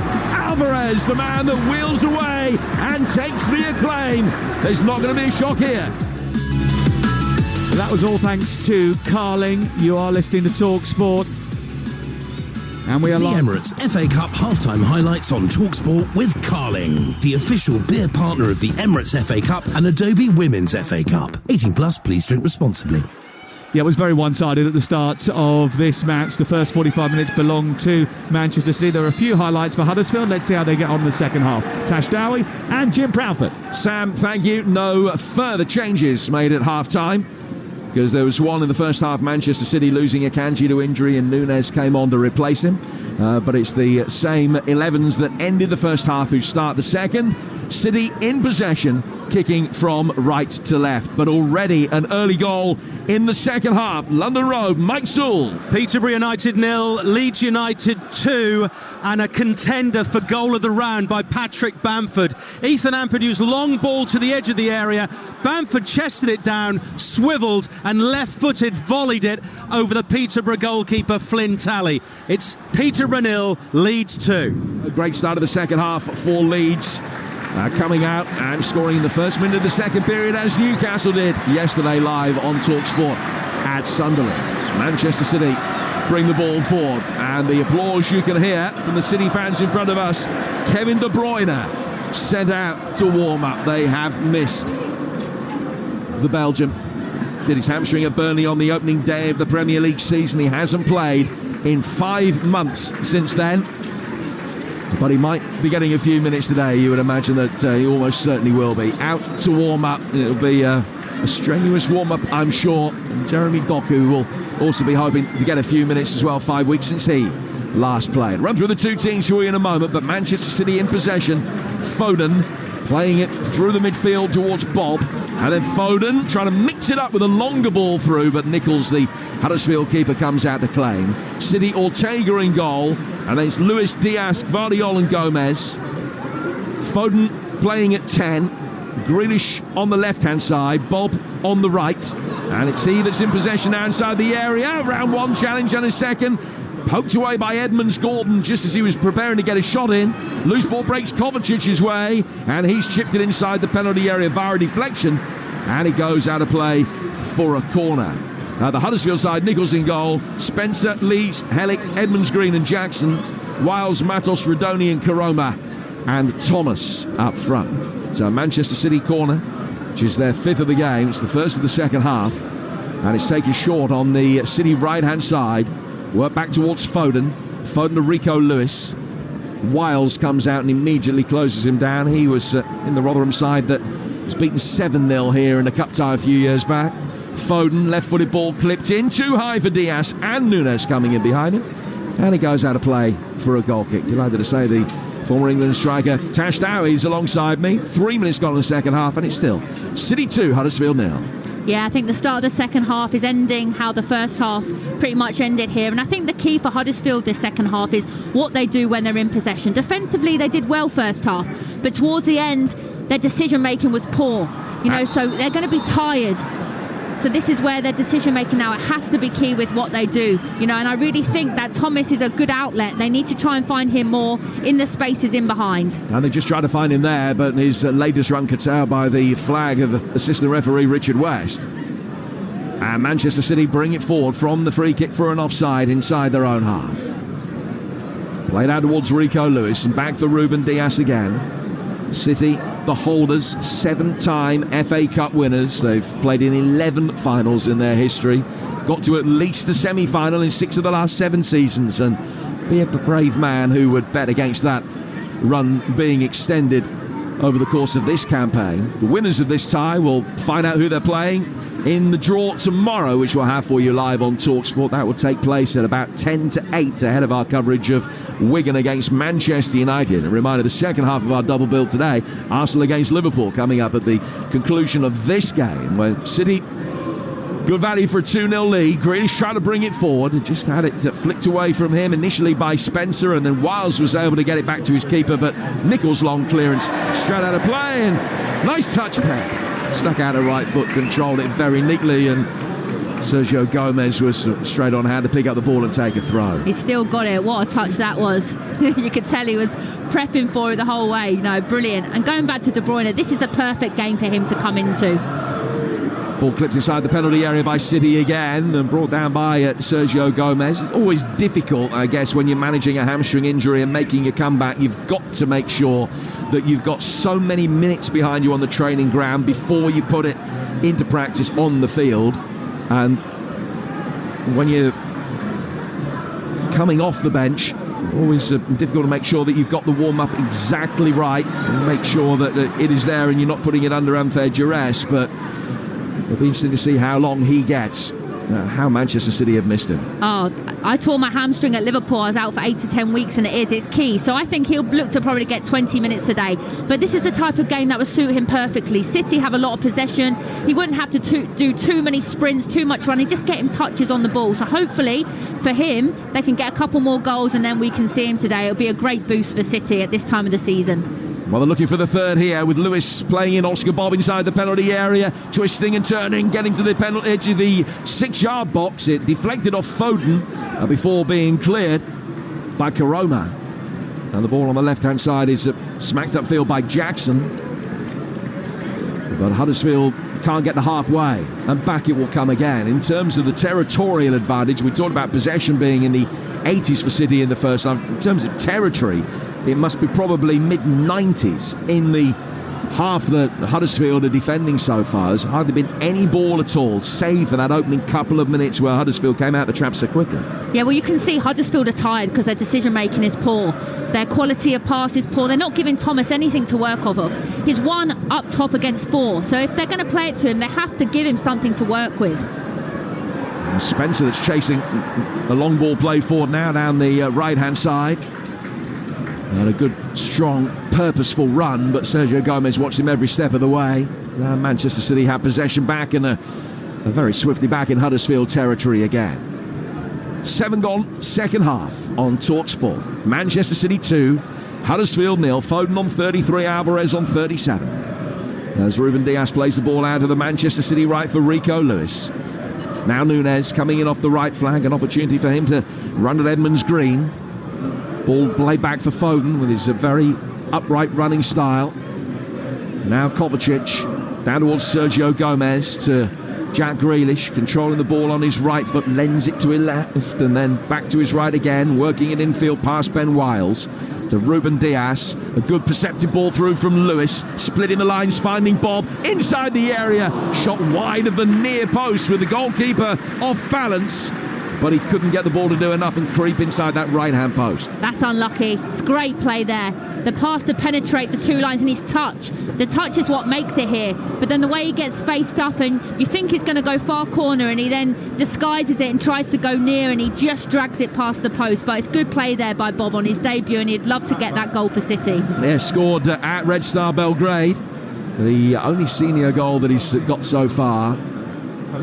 Just his third start, as Tash was saying, his first in the FA Cup today in his career. The third start of his senior career for Manchester City, as Ruben Diaz brings it forward. 8 gone in the second half and 2-0. And we'll be round the grounds very shortly. This slightly delayed start of the second half after the 7 minutes of stoppage time we played at the end of the first. Sergio Gomez down towards Grealish. Big smile on the face of Erling Haaland, who crops up on our monitors here. He's here today, not in the 20. But just observing. It's a month since he's last played. Ball with Ruben Diaz, right-footed, chipped down towards the backtracking Sergio Gomez, who controls it and then hits the byline, checks back inside, gets away from Karoma, lays the ball back for Kovacic. Ruben Diaz thought about it for a moment, knew that he'd be berated from the sidelines if he tried his luck from 30 yards and didn't get it past the goalkeeper, so works it back the other way instead towards Foden.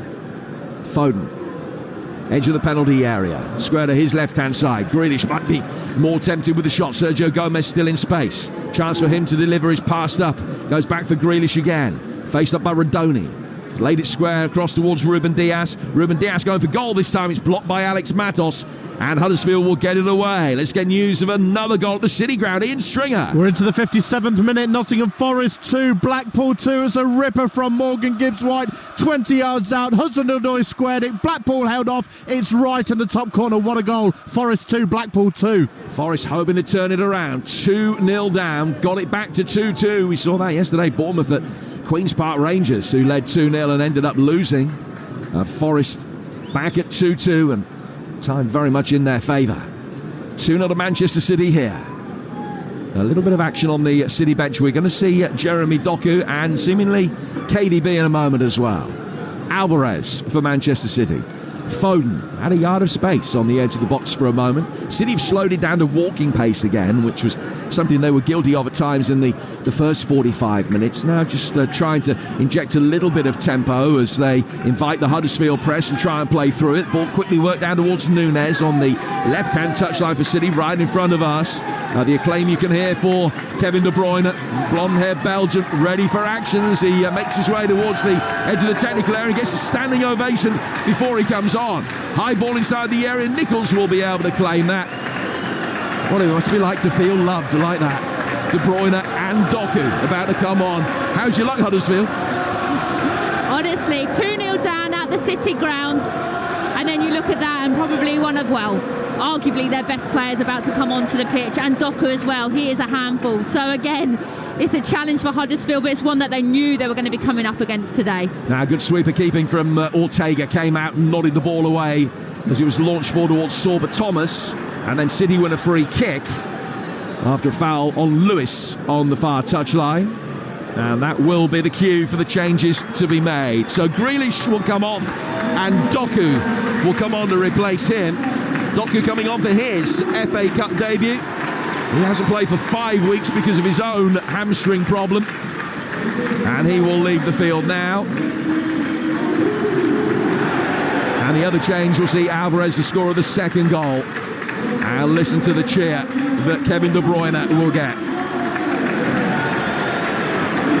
So De Bruyne on for Alvarez, Doku on for Grealish. A double change for Manchester City. Let's find out what's going on at the Kenilworth Road. Luton Bolton, Ian Abrahams. Luton 0, Bolton 0, but Luton are in the ascendancy and pushing for a goal. And Ebejo's had a header over the top. Morris had a header from 5 yards, brilliantly saved by Baxter, and Doughty just fired wide. Luton 0, Bolton 0. And how much jeopardy is there in the East End of London? James Fielden. Well, a fair amount at the moment. It's still West Ham United 1, Bristol City 0, but Bristol City just had an unbelievable real chance. Knight with a low ball across the 6-yard area, came through to Cameron Pring, the left back striding onto it. The 9,000 away fans were hoping the net was going to bulge, but somehow he missed the target. Just stay with me, into the box again. They've won a corner. Bristol City well on top, West Ham way off it, but West Ham lead Bristol City by a goal to nil. And we'll get news of that corner in a moment as the ball is played over the top here for Nunez's run. He's brought it down brilliantly and sets it up right hand side of the area, chipped in. De Bruyne doesn't even need a touch to help it over the line.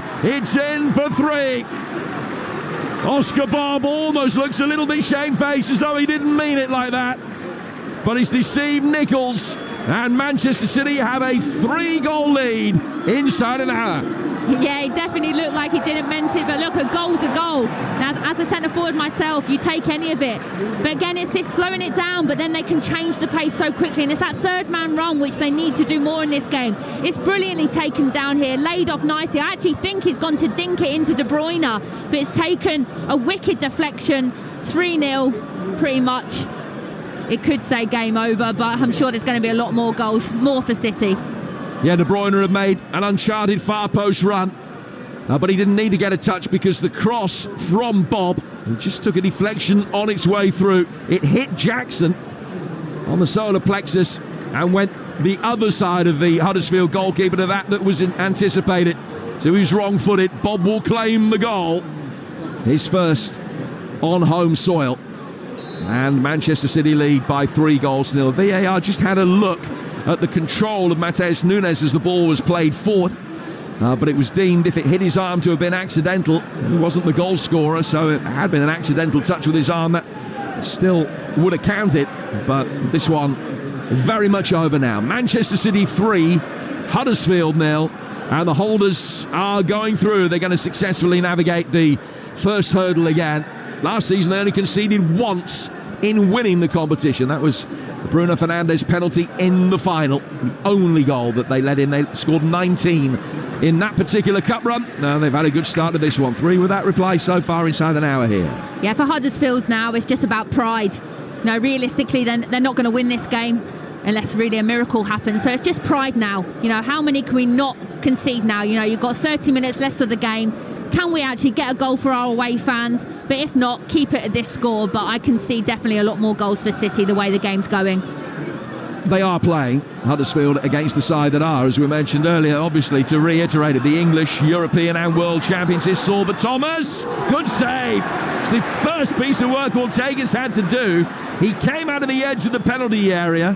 Thomas threw, had got past the last line of defence, opened up his right foot. Ortega read it, able to effect the block, and Manchester City will be able to bring it away. Well, James Field, you told us Bristol City were in the ascendancy. They're back on level terms at West Ham. It is West Ham 1, Bristol City 1. Pure Bristolian bedlam away to my right-hand side. A goal that had been coming. It had to come for them. Eventually it did. Ball slipped down the right channel. Their league top scorer, Tommy Conway, onto it. Slid it across the goal and into the far corner beyond Lucas Fabianski. I have never seen away fans celebrate as wildly as this in this stadium before. Bristol City on terms, and you wouldn't bet against them to turn this one around. The shot could be on. We are level. Bristol City 1 now, West Ham 1. Tommy Conway's 7th goal of the season. Huddersfield are going to make a change, and one debutant will replace another. Alex Matos off. He's going to be replaced by Bojan Radulovic, who they signed this week from HJK in Finland, where he got 19 in 29 last season. The Spanish-born Serbian striker who joined Brighton as an 18-year-old but didn't make a senior appearance for the first team. He'd made a handful in the EFL trophy for the under-21s before leaving again. But Radulovic, a tall, orthodox number 9. I mean, he's 6'4", 6'5". He's built accordingly. A very different leader of the line to Sorba Thomas, who's dropped into the right wing position now. Radulovic coming on. Yeah, and Thomas was not happy. I just saw him then throw his hands up in the air to Darren Moore. He's had to go right wing now and drop into that midfield role, especially with the opportunity he just had then. He would love to have that moment back. He should have scored 1v1 with the keeper, missed his chance, and now he's probably going to have to spend the rest of the game defending in this midfield block. He's only got a couple of goals this season. Sorba, who had a low spell at Blackburn last season, a striker that made his name in non-league football with Boreham Wood, an international as well. Here's Vardiol, finding Ruben Dias. Manchester City 3, Huddersfield 0 in the first half of our double bill of live commentary action today. Arsenal against Liverpool to come. You won't hear it anywhere else on national radio. Kevin De Bruyne has won a corner which has been taken too quickly for the assistant referee Derek Eaton on the far side. They'll have to do it again. I think the ball was moving. That's the indication from the assistant. That third goal, incidentally, has been credited to Oscar Bob, his second in Manchester City colours. So, barring the nick off Jackson, it certainly wouldn't have gone in. It was on target. I think De Bruyne would have been there to help it in. In comes the corner. Ruben Dias, the target's knocked away from him. Be brought down here by Doku. Doku doing well. Run down the left-hand side of the penalty area. The cross not quite as good. Radoni gets it away. Thomas still making those runs forward, but from a deeper position. And Foden with a great exhibition of pace. Matched him every step of the way and got back as the last man defensively to get it back to his keeper. Well, that just shows what world-class players are. You know, Foden scoring goals, assisting down one end, but then he still does his defensive duties. You know, and that's what Pep Guardiola expects from these players. They know they're going to have a lot of the ball, but also when they've not got the ball, you need to work hard to win it back. Now City working for trying to get between the lines, but Bob making the run. Ball through for Lee Nichols. So a little bit of jeopardy in some of the FA Cup ties. Luton, Forest and West Ham all being held at home by lower division opposition at the moment, and we will concentrate on the events in those games as well as keeping up to date with everything that is going on here. 3-0 Manchester City lead as the ball goes back for Rico Lewis. Will go back to the City ground. Here's Talksport's Ian Stringer. We've had 65 minutes here, Jim. It remains Forest 2, Blackpool 2. You do feel the home goal is coming to make it through to Forest, pushing definitely in the ascendancy. Blackpool on the verge of a double substitution. Frankly, they look gassed. Forest 2, Blackpool 2. Any sign of a breakthrough at Kenilworth Road, Ian Abrahams? 20 minutes to go, still Luton 0, Bolton 0. Not really, Jim, if the truth be told. Clark just had a shot blocked and deflected wide for Luton. Another ball swung into the air. Bolton are just on defensive mode here. Luton 0, Bolton 0. Manchester City have the corner. We'll be back at West Ham in a moment. Still 1-1 in that game. Also in the National League, Bournemouth 0, York 0, incidentally, in the final 20 minutes of that game today. Both of those sides lower mid-table. City working the corner short. Kovacic, left-footed effort. Oh, brilliant. Just majestic from Phil Foden. As it came out on the edge of the area, he's walked onto it and has passed it briskly into the bottom left-hand corner. A finish with accuracy and aplomb. It's City 4, Huddersfield 0. Big smiles on the faces of the substitutes on the City bench, including Erling Haaland. Everybody stand to applaud. Another wonderful moment from one of the game's great players. 2 for Foden, 4 for City. Nowhere to go for Huddersfield. It's just too good, isn't it? They make it look so easy, but it isn't. You know, that finish is not easy, but he just places it, curls it into the bottom corner, side netting. It's unstoppable. But the whole build-up play, you know, it's definitely something that they've worked on the training ground, the little 1-2 flick round the corner. And credit to Foden. You know, he really is enjoying his football at the moment. Up to 11 for the season with that brace. Phil Foden, Manchester City 4. Huddersfield 0. Let's go back to West Ham. James Fielden. Extremely finely poised here. 66 gone. West Ham 1. Bristol City 1. Remember, West Ham had gone ahead through Jared Bowen after 5 minutes. Bristol City eventually getting their goal. Divine Mubama racing away down the left-hand side here for West Ham. We've had barely anything since half-time, and David Moyes about to send on Ben Johnson and Maxwell Cornet here. High ball pumped in into the arms of Max O'Leary. You wouldn't bet against Bristol City here. They're much more confident right now. West Ham haven't got an out ball with Divine Mubama the only man up front. We played 67 now. West Ham 1, Bristol City 1. The second half of our commentary double bill here on Talksport today comes from North London. The small matter of Arsenal against Liverpool. Your commentator will be Joe Shannon's got the teams. Good afternoon, Joe. Good afternoon, Jim. 2 strong sides, 3 changes for Arsenal. Ramsdale, Jorginho and Nelson come in for Raya, Nketiah and Martinelli. 4 changes for Liverpool. Kwanzaa, Elliott, McAllister and Gakpo in for Van Dijk, Szoboszlai, Endo and Salah. Stronger people anticipated, and it is live. It kicks off at 4:30. Arsenal against Liverpool. on Talksport. Radoni trying to bring it away here for Huddersfield. It's picked up by De Bruyne. Flick back for Kovacic. Edge of the area. Foden is on a hat-trick. Bob will try and play it back to him. Foden couldn't get it out from underneath his feet. And it's cleared. Deadlock broken at Shrewsbury. Jeff Peters. It's Shrewsbury 0, Wrexham 1. Might be O'Connor who's credited with the goal. Took a massive deflection to wrong foot the goalkeeper. Shrewsbury 0, Wrexham 1. Yeah, Tom O'Connor, the man that has got the goal at the moment. It's been credited to him. If anything changes, we will let you know. Long range effort from Kevin De Bruyne, whistles over the bar.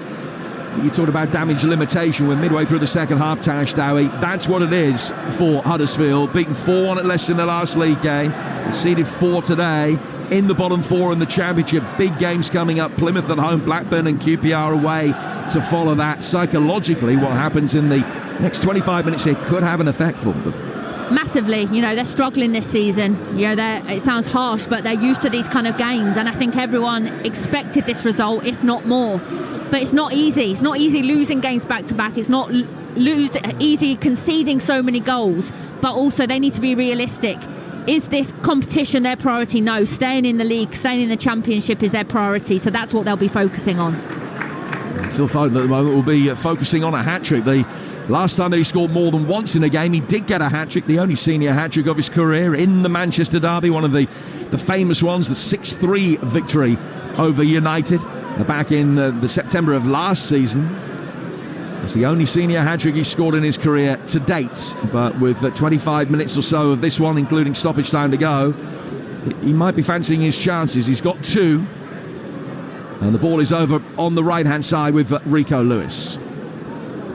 Lewis pulling it back. City leading by 4-0. 2 in 4 minutes in the first, 2 in 8 minutes in the second. Sergio Gomez, Doku trying to play it back to him. Sergio Gomez stumbled, was back on his feet. Huddersfield able to knock it away. Thomas looking dejected now. The body language very evident from here. Missed that great chance to get Huddersfield on the board, remember, to have pulled it back to 3-1. But just lost possession for a moment. But Huddersfield have won it back. They tried to play the brisk ball forward for Radulovic. Couldn't find him, but they can find Thomas. Now he's in space on the Huddersfield right. First time ball in from him, swept away easily by Gvardiol. Back for Thomas again. Too close to Ortega. Comfortable claim. We played 70, and it's 4-0. Yeah, they're really blowing now. You can tell. Hands are on hips. And these are the moments actually where I think City could hurt them. When they have attacked and actually they're getting slowed back into their position. I think that probably City, if they wanted to be really ruthless and get more goals, they could attack a lot quicker, but they're 4-0 up. There's no need for them to attack quicker. So they're just keeping the ball, building the play, trying to create another attack. Yep, all but done here. Any sign of a Peterborough fight back at home to Leeds? They were 2 down the last time we heard from Talksport's Mike Sewell. Well, they've just had a really good opportunity from their substitute, David Ajiboye, who's only just come on. It was a cross from the left, which he met around about the penalty spot area. Didn't connect properly. It could have easily been a goal back because they trailed by 2-0. Ethan Ampadu in the first half and Patrick Bamford with a beautiful volley at the start of the second. It's still Peterborough 0, Leeds 2. Man City on the front foot again. De Bruyne with the layoff. Brought forward here by Bob. Right-hand side of the penalty area across is too hot for Doku. And goes out of play for a goal kick. And a raised hand of apology from Rico Lewis. Haven't been to the Hawthorns for a while. West Brom comfortable against Aldershot. Adam Bridge. 18 minutes remaining here. Yeah, West Bromwich Albion 3, Aldershot 0, but the Shots have been the better team in the second half. Couple of opportunities for them. Tyler Frost almost scoring after a really good pullback from Harfield wide on the left-hand side. A moment ago, they kept the ball for about 10-15 passes, and it came to Frost at the edge of the box. His shot was blocked, so they're looking to try and score a consolation goal, but it's still West Bromwich Albion 3, Aldershot 0. Ball headed away down the Manchester City left-hand side. Sergio Gomez, Doku really fired it back infield at De Bruyne. Gave him little chance of being able to control it. Sorba Thomas back down the right-hand side of the penalty area, but Spencer's cross left a bit to be desired, and Gvardiol can easily bring it away. How's it looking at West Ham? James Fielden. Still West Ham 1, Bristol City 1, but David Moyes calling for reinforcements now. Even Danny Ings is going to come on. Hasn't featured in the last 3 games. They're in the box here though, West Ham, trying to force themselves back in front. Effort from Pablo Fornals, well blocked at the back. Bristol City have been a bit deeper in the last 5 minutes or so, but still it remains West Ham 1, Bristol City 1. And back to Kenilworth Road, Luton Bolton. Talksport's Ian Abrahams. Replay here. We've got 11 minutes to go. It's still Luton 0, Bolton 0. Bolton have made 2 changes. They've taken off their top scorer Dion Charles and also Avita Adebayo, and they brought on former Luton striker Cameron Drone and John Daddy Bob Varson. Andros Townsend's just fired over for Luton. 11 to go. It's Luton 0, Bolton 0. Replay could be on the cards there. Bolton going into that, having won 14 of their last 17 games in all competitions, and 4-time winners have won 4 in a row. Not too far away from getting a replay and taking Luton back up to Greater Manchester as Radoni wins a free kick here. Couldn't find a way past Rico Lewis, but Lewis had turned and obstructed him. It's a free kick which will be taken over on the Huddersfield left-hand side. These are the latest scores then. Luton 0, Bolton 0, City 4, Huddersfield 0, Forest 2, Blackpool 2, Peterborough 0, Leeds 2, Shrewsbury 0, Wrexham 1. So the free kick is taken and fired forward long towards Tom Lees. Lees can't get there, and then an awkward touch from Wiles will just allow Doku the chance to win it back. West Brom 3, Aldershot 0, West Ham 1, Bristol City 1, and goalless in that National League game between Boreham Wood and York. Wiles, Radulovic playing it back to him. Kovacic just leant into Wiles and flicked it away with his right foot, won it back. Foden blocked off there by Hellick. Play goes on, the referee acknowledging the advantage with Kevin De Bruyne in possession. Oscar Bobb's got it right hand side of the area. It's back for De Bruyne, gets to the byline, chips it in. Doku, 5. Clinical. They have carved them open. And the 2 substitutes combined. De Bruyne finding Doku. And City finding this very comfortable. Well, that's the difference between De Bruyne and anybody else. His decision making in those type of areas. 9 times out of 10, a lot of players would whip that cross in, but he doesn't. He sees pictures differently. If you see here, it's quick passing. It's 1-2 round the corner. Foden's blocked off, but the way De Bruyne drives with it, he commits. But then he doesn't just admire his pass. He gets round, he supports. It's a lovely play here, the weight of pass, but then this here, the pick out, the dinked ball just to hold it up. And Joe, that's not an easy finish by Doku. On the half volley to get over that, place it bottom corner. 2 substitutions have come on and made a real difference for City. Yeah, it was about 10 yards out, had to watch it onto his right foot and made it look very easy. It's an excellent goal. Pick of the bunch. Manchester City leading by 5-0, and it does give them the opportunity to look to the bench again, and we're going to see Jacob Wright coming on. I wouldn't be surprised if we see Micah Hamilton come on as well. While the changes are going to be made, we'll go back to the City ground. Forest Blackpool, Ian Stringer. 13 minutes to go. It remains Forest 2, Blackpool 2. Blackpool goalkeeper Grimshaw just having to pull off an outstanding save from a Yates header, point blank range. Only know how he managed to save that, but Blackpool a free kick here in a dangerous position. We've got 13 to go. Forest 2, Blackpool 2. Well, there is going to be no hat-trick for Phil Foden because he's coming off, Kovacic off as well. And we're going to see Wright and Hamilton come on. But Tash, now give us your views on Phil Foden's performance today. He's a player. He's an all-round player. He's a magician. You know, for someone that plays so beyond his years. You know, a terrific game for him today. The way he took his goal in the first half, that first touch to set him up, was a brilliant finish, and his second one as well. And he'll be disappointed, I know, as a centre forward. You want that match ball, so he would have loved to have stayed on to get his hat-trick. But, you know, both goals, superb. One of the star players for me today for this City team. So it gives an opportunity for Jacob Wright to come on for his Manchester City debut. England under-19 international who's featured in 3 games in the EFL trophy over the course of the season. He's only 18, a local lad, Mancunian, and he is on. Hamilton, we have seen before, in passing, scored on his only previous appearance for the first team on his debut at Red Star Belgrade. He's come on for his home debut and consequently his FA Cup debut as well. Hamilton, 20, that little bit older, but they've got some fantastic players coming through this academy here. So Wright and Hamilton on, chance to get some minutes on the clock. 15 or so to go here. City 5, Huddersfield 0. Boreham Wood have scored what might be a late winner in their match at home to York. Boreham Wood 1, York City 0 in Hertfordshire in the National League. Back around the grounds in the FA Cup in a moment. But Manchester City on the front foot here with Talksport leading 5-0.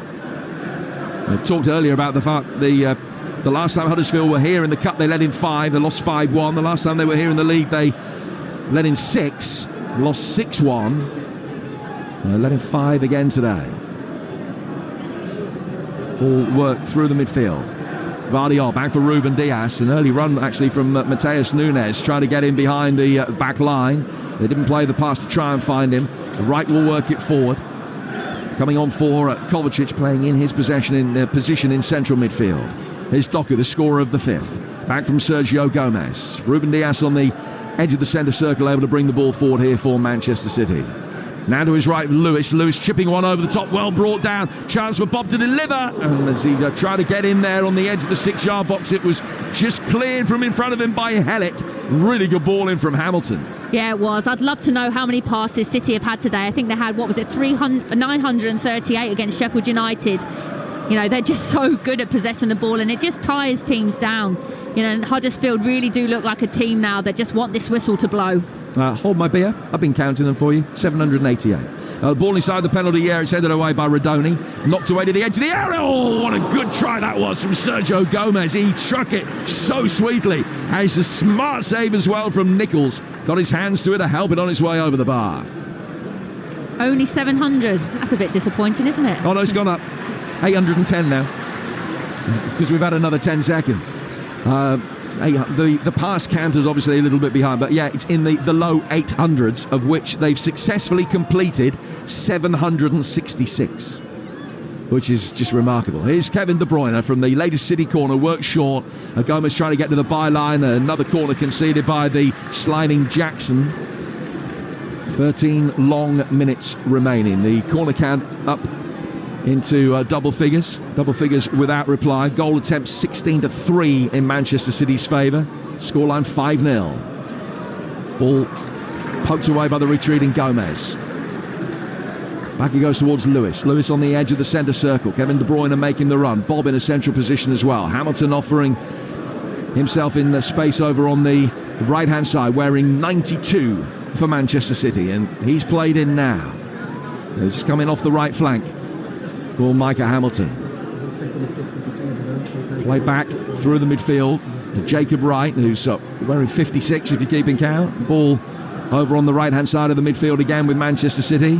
And Hamilton just having to go up through the gears, but he got there, pulled it back for Wright.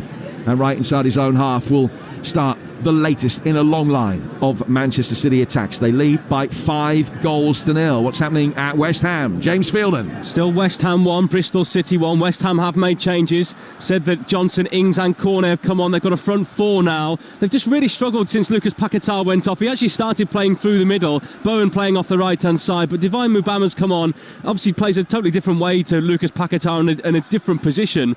Just doesn't really hang on to the ball for them, and it's just kept coming back every single time it's gone in his direction, really. Ogbonna's come on for the injured Mavropanos and hasn't looked totally comfortable. Conway's put him under a massive amount of pressure, and Conway actually had the ball in the net 30 seconds ago, but he was 20 yards offside. For some reason the assistant didn't flag until the ball had gone in. The Bristol City fans celebrating prematurely there, but Nakeem Wells has come on now for Conway to give them something a bit different in attack. They are still pushing. We have got 9 minutes left of normal time, plus the fair amount of added that will come as well. Bristol City pushing, but it's still West Ham 1, Bristol City 1. Still will make a change. Josh Karoma is coming off. He's going to be replaced by the French forward Brahim Diarra, who has seen a lot more action off the bench than he has as a starter for Huddersfield this season. Back to Kenilworth Road. Luton against Bolton. Ian Abrahams. 3 minutes to go. Luton 0, Bolton 0. Alfie Doughty's just hit the post for Luton as Bolton swing a ball inside the penalty area. Oh, it clashes off a Bolton player. Luton also had a check for a penalty, VAR penalty check. Doughty went down inside the penalty area. Nothing was given by the referee, Andy Madley. And a draw here would massively impinge on their Premier League calendar as well. They're meant to go to Burnley the day before. This replay is scheduled, so that would have to be moved probably to the Friday before. All that for the future. 2 and a bit to go. Luton 0, Bolton 0. Yep, all of that for the future. Not that many replays in the calendar. It's 4, is it, from the ties we've seen so far? There might be a few more today. West Ham being held. Luton, as we've just heard, being held, and Forest still being held at home by Blackpool. Ian Stringer. 6 minutes to go they are, but Forest in the ascendancy, Jim. They've got their 7th corner of the afternoon. A pot shot just a few moments ago by substitute Neco Williams. It bounced off of a Blackpool defender and back out for a corner. It seems the Tangerines are holding on for a replay here. Forest want to get this one done and dusted. We've got 6 minutes left. We kicked off a little late. Forest 2, Blackpool 2. 6 minutes left in that. 8 minutes left in this one after the lengthy stoppage time at the end of the first half. Still Manchester City 5, Huddersfield 0. Let's go back to Shrewsbury next, trailing at home to Wrexham. Jeff Peters. Yeah, Wrexham still 1-0 up through that deflected effort from Tom O'Connor, and they've looked more likely to get another goal. Benning struck the woodwork before Wrexham took the lead, but it's the League Two side who've got their noses in front. Wrexham leads Shrewsbury here 1-0. Side of the Peterborough goal that would set up a grandstand finish at home to Leeds. Mike Sewell. Leeds 2, but Peterborough have had several opportunities in and around the Leeds penalty area. They just cannot find the finish. Substitute David Ajiboye with 2 of them, and Mason Clark with a shot which was driven across the face of Claessen's goal. But it's Ampadu's goal and that wonderful left foot dipping volley from Patrick Bamford which divides the teams. Peterborough 0, Leeds 2. So Leeds going through as things stand right now, and on the back of 2 straightaway defeats, that will be a creditable victory against the Peterborough side, who've been unbeaten at home in 15. Here's Jacob Wright for Manchester City. Now down to the left-hand side for Sergio Gomez. A few Manchester City fans beginning to filter out, just a few empty blue seats around with 7 minutes to go, and the jeopardy having long since gone from this game.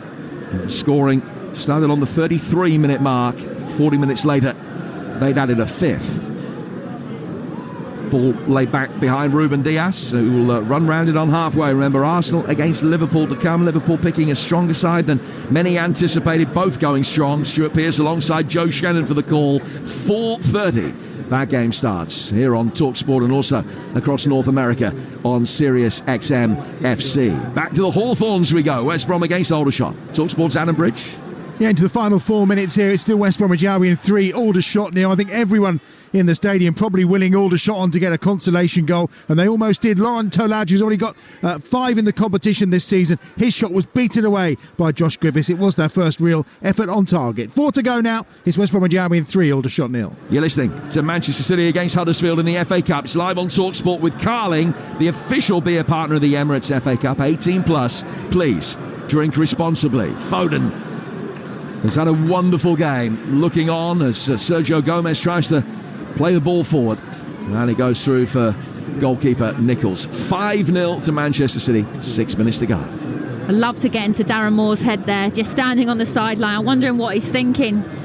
You know, that's where I guess as a manager it's quite a lonely place, as it is a player. You know, the different emotions between the two managers right now. But again, I think everyone expected this, so he can be proud of his players. What they produced the first 30 minutes, I don't think anyone expected. But City are just too good, and eventually they showed what they're capable of, and the game has kind of panned out how we all expected it to. Yeah, Huddersfield had a plan A that we all anticipated, playing 5-4-1, banking up behind the ball, defending resolutely and in regimented fashion. They executed that game plan very well until the 33-minute mark. But from that point on, there was never likely to be an effective plan B to get back into the game, and we've seen it transpire that way. Manchester City towards the edge of the penalty area. It's pulled back for Lewis by Hamilton. And towards the right-hand side of the box, De Bruyne getting to the byline, in towards Sergio Gomez, but cleared before he got to him on the edge of the 6. Hamilton has it again. The youngster on his home debut just pulling it back. Bob involved, played by Lewis down the right-hand side of the penalty area. Bob waiting on the edge of the penalty area if a cross is going to be forthcoming. Lewis has gone back for De Bruyne. A poke down towards Núñez down by the corner flag. And Manchester City just increasing the pressure that is being put on, and winning a corner here, which is conceded by Hellick on the stretch to get it away. Kevin De Bruyne will go across to take it, and takes it short. Ball played back towards De Bruyne on the edge of the penalty area. Grealish now, just down towards the right-hand side of the box. Back out towards De Bruyne. De Bruyne out to the right-hand side of the box as Manchester City again looking for an opportunity to deliver.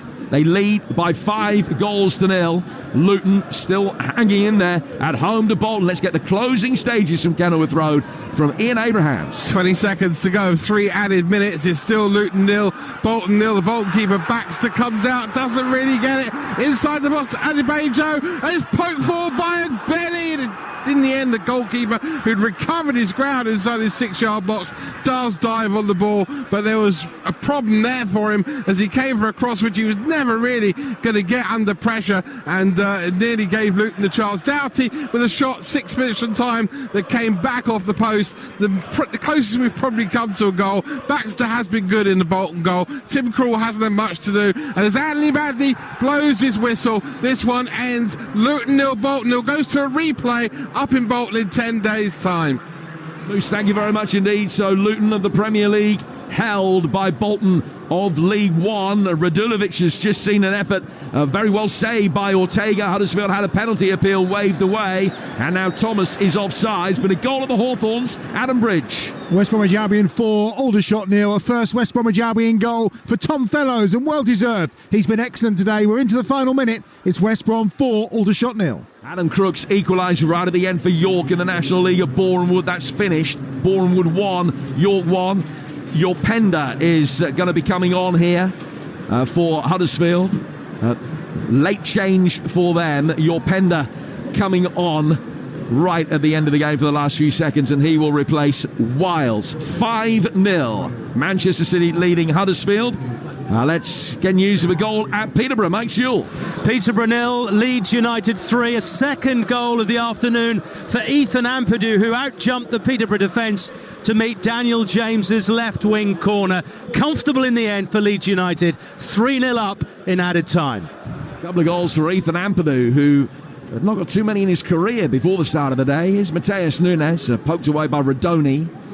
As far as Jacob Wright, so Yopenda coming on for his debut for Huddersfield, the 18-year-old central midfielder. Big day for him. Not expecting a win bonus, mate. Here's Sergio Gomez. Back towards Ruben Diaz. Diaz controlling the ball. Flick forward towards Gomez. Down towards the left-hand side for Jeremy Doku. Doku coming in field. Right, playing it forward. He's fitted in very well in the minutes that he's had since coming on. But a free kick goes Huddersfield's way. Let's get the closing stages from the City Ground. Forest being held by Blackpool. Ian Stringer. Thanks, Jim. Yes, 2-2. It remains here at the City Ground. We're a minute into 4 to be added on. Blackpool taking their time, certainly, to take a throw-in on the halfway line. But 2-2 it remains. A reminder, Blackpool 2-0 up inside the first half an hour here. Former Forest man Lawrence Gabriel with the opening goal, a diving header, and it was made 2 just a couple of moments later. Albie Morgan with a very acute angle sliding it in. Forest, though, are back on level terms, but here come Blackpool in the 18-yard box. Set back. There could be half a chance here, but Forest should and will clear their lines. Neil Critchley with his head in his hands. Forest went in at the break 2-1 down because Dominguez headed Forest a lifeline before the break, and then in the second period in the 56th, Morgan gives White with a rasping 25-yarder into the top corner. Nothing Grimshaw could do about that, and we are at 2-2 with 2 minutes left in this game. Forest attacking the Trent end, as is their preference, and with the ball at the back is Marilla. We'll keep you up to date with any significant goals here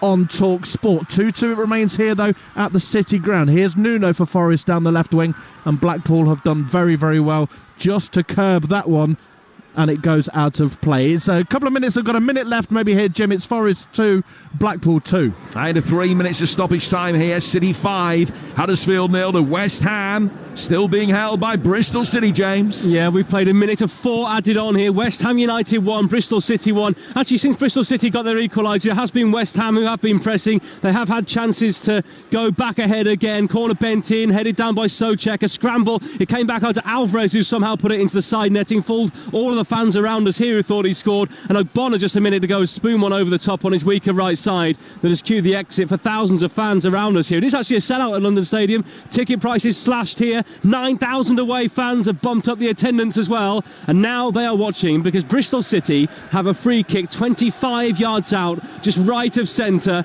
Come on you Reds, chant the away fans. There are 2 men standing over this, Joe Williams and the left foot as well of Cameron Pring. It is around 7, 8 yards outside the penalty area. Perfect for the left foot here of Pring. He leaves it though. It will be Williams instead. Steps up to it, curls it in instead. Header towards goal. Over the top of the bar and behind. You feel that might have been Bristol City's chance if they were going to win it here today. Instead, this one might well go to a replay Tuesday week. We've got 2 minutes left of added time. West Ham 1, Bristol City 1. So 2 minutes to go there. Closing moments at the City Ground, Ian. Yeah, we've got 30 seconds or so to go of the 4 to be added on. Blackpool knocked the ball long with Grimshaw. It looks like it'll be a replay. A reminder, Blackpool beat Forest on this day in this round last season to progress through to the 4th round and were 2-0 up, but with the ball bimbling around the halfway mark and home fans heading for the exits, it looks like with just less than 15 seconds to go, the referee is going to blow and we will have a replay at Bloomfield Road as Forest try and go big and go long. Chris Wood just a couple of moments ago missed from a yard. Hudson-Odoi with a cross comes shot. Wood diving in at the back post, needed anything, any kind of contact, couldn't get it, and Forest have a late throw in here down by the corner flag that the referee is going to allow them to take. They do. Can they muster a cross into the box? The answer is no. Full time, it's a replay. Forest 2, Blackpool 2. And an injury here for Gvardiol, who was caught by the sliding Spencer, and a yellow card for him, and he's down injured, the Croatian. Back to West Ham, James Fielden. 30 seconds left. West Ham 1, Bristol City 1. It's Bristol City who put the ball into the box, headed away by the diving Thomas Soucek. A minute ago, Bristol City had a breakaway and they suddenly had 4 forward against 3 back for West Ham. They're away and beckoning them upfield, but they couldn't make it work. Instead, it's West Ham who try and come forward. They've got a man down here at the moment. Jared Bowen is down, holding his legs. He's injured, but they continue forward anyway. They're playing with 10. They've got it on the left-hand side here with substitute Maxwell Cornet. Down the left wing it goes to Emerson. He wins a throw. The referee has a check of the watch and blows for time. Bristol City have got themselves a replay, and their away fans very happy indeed with that.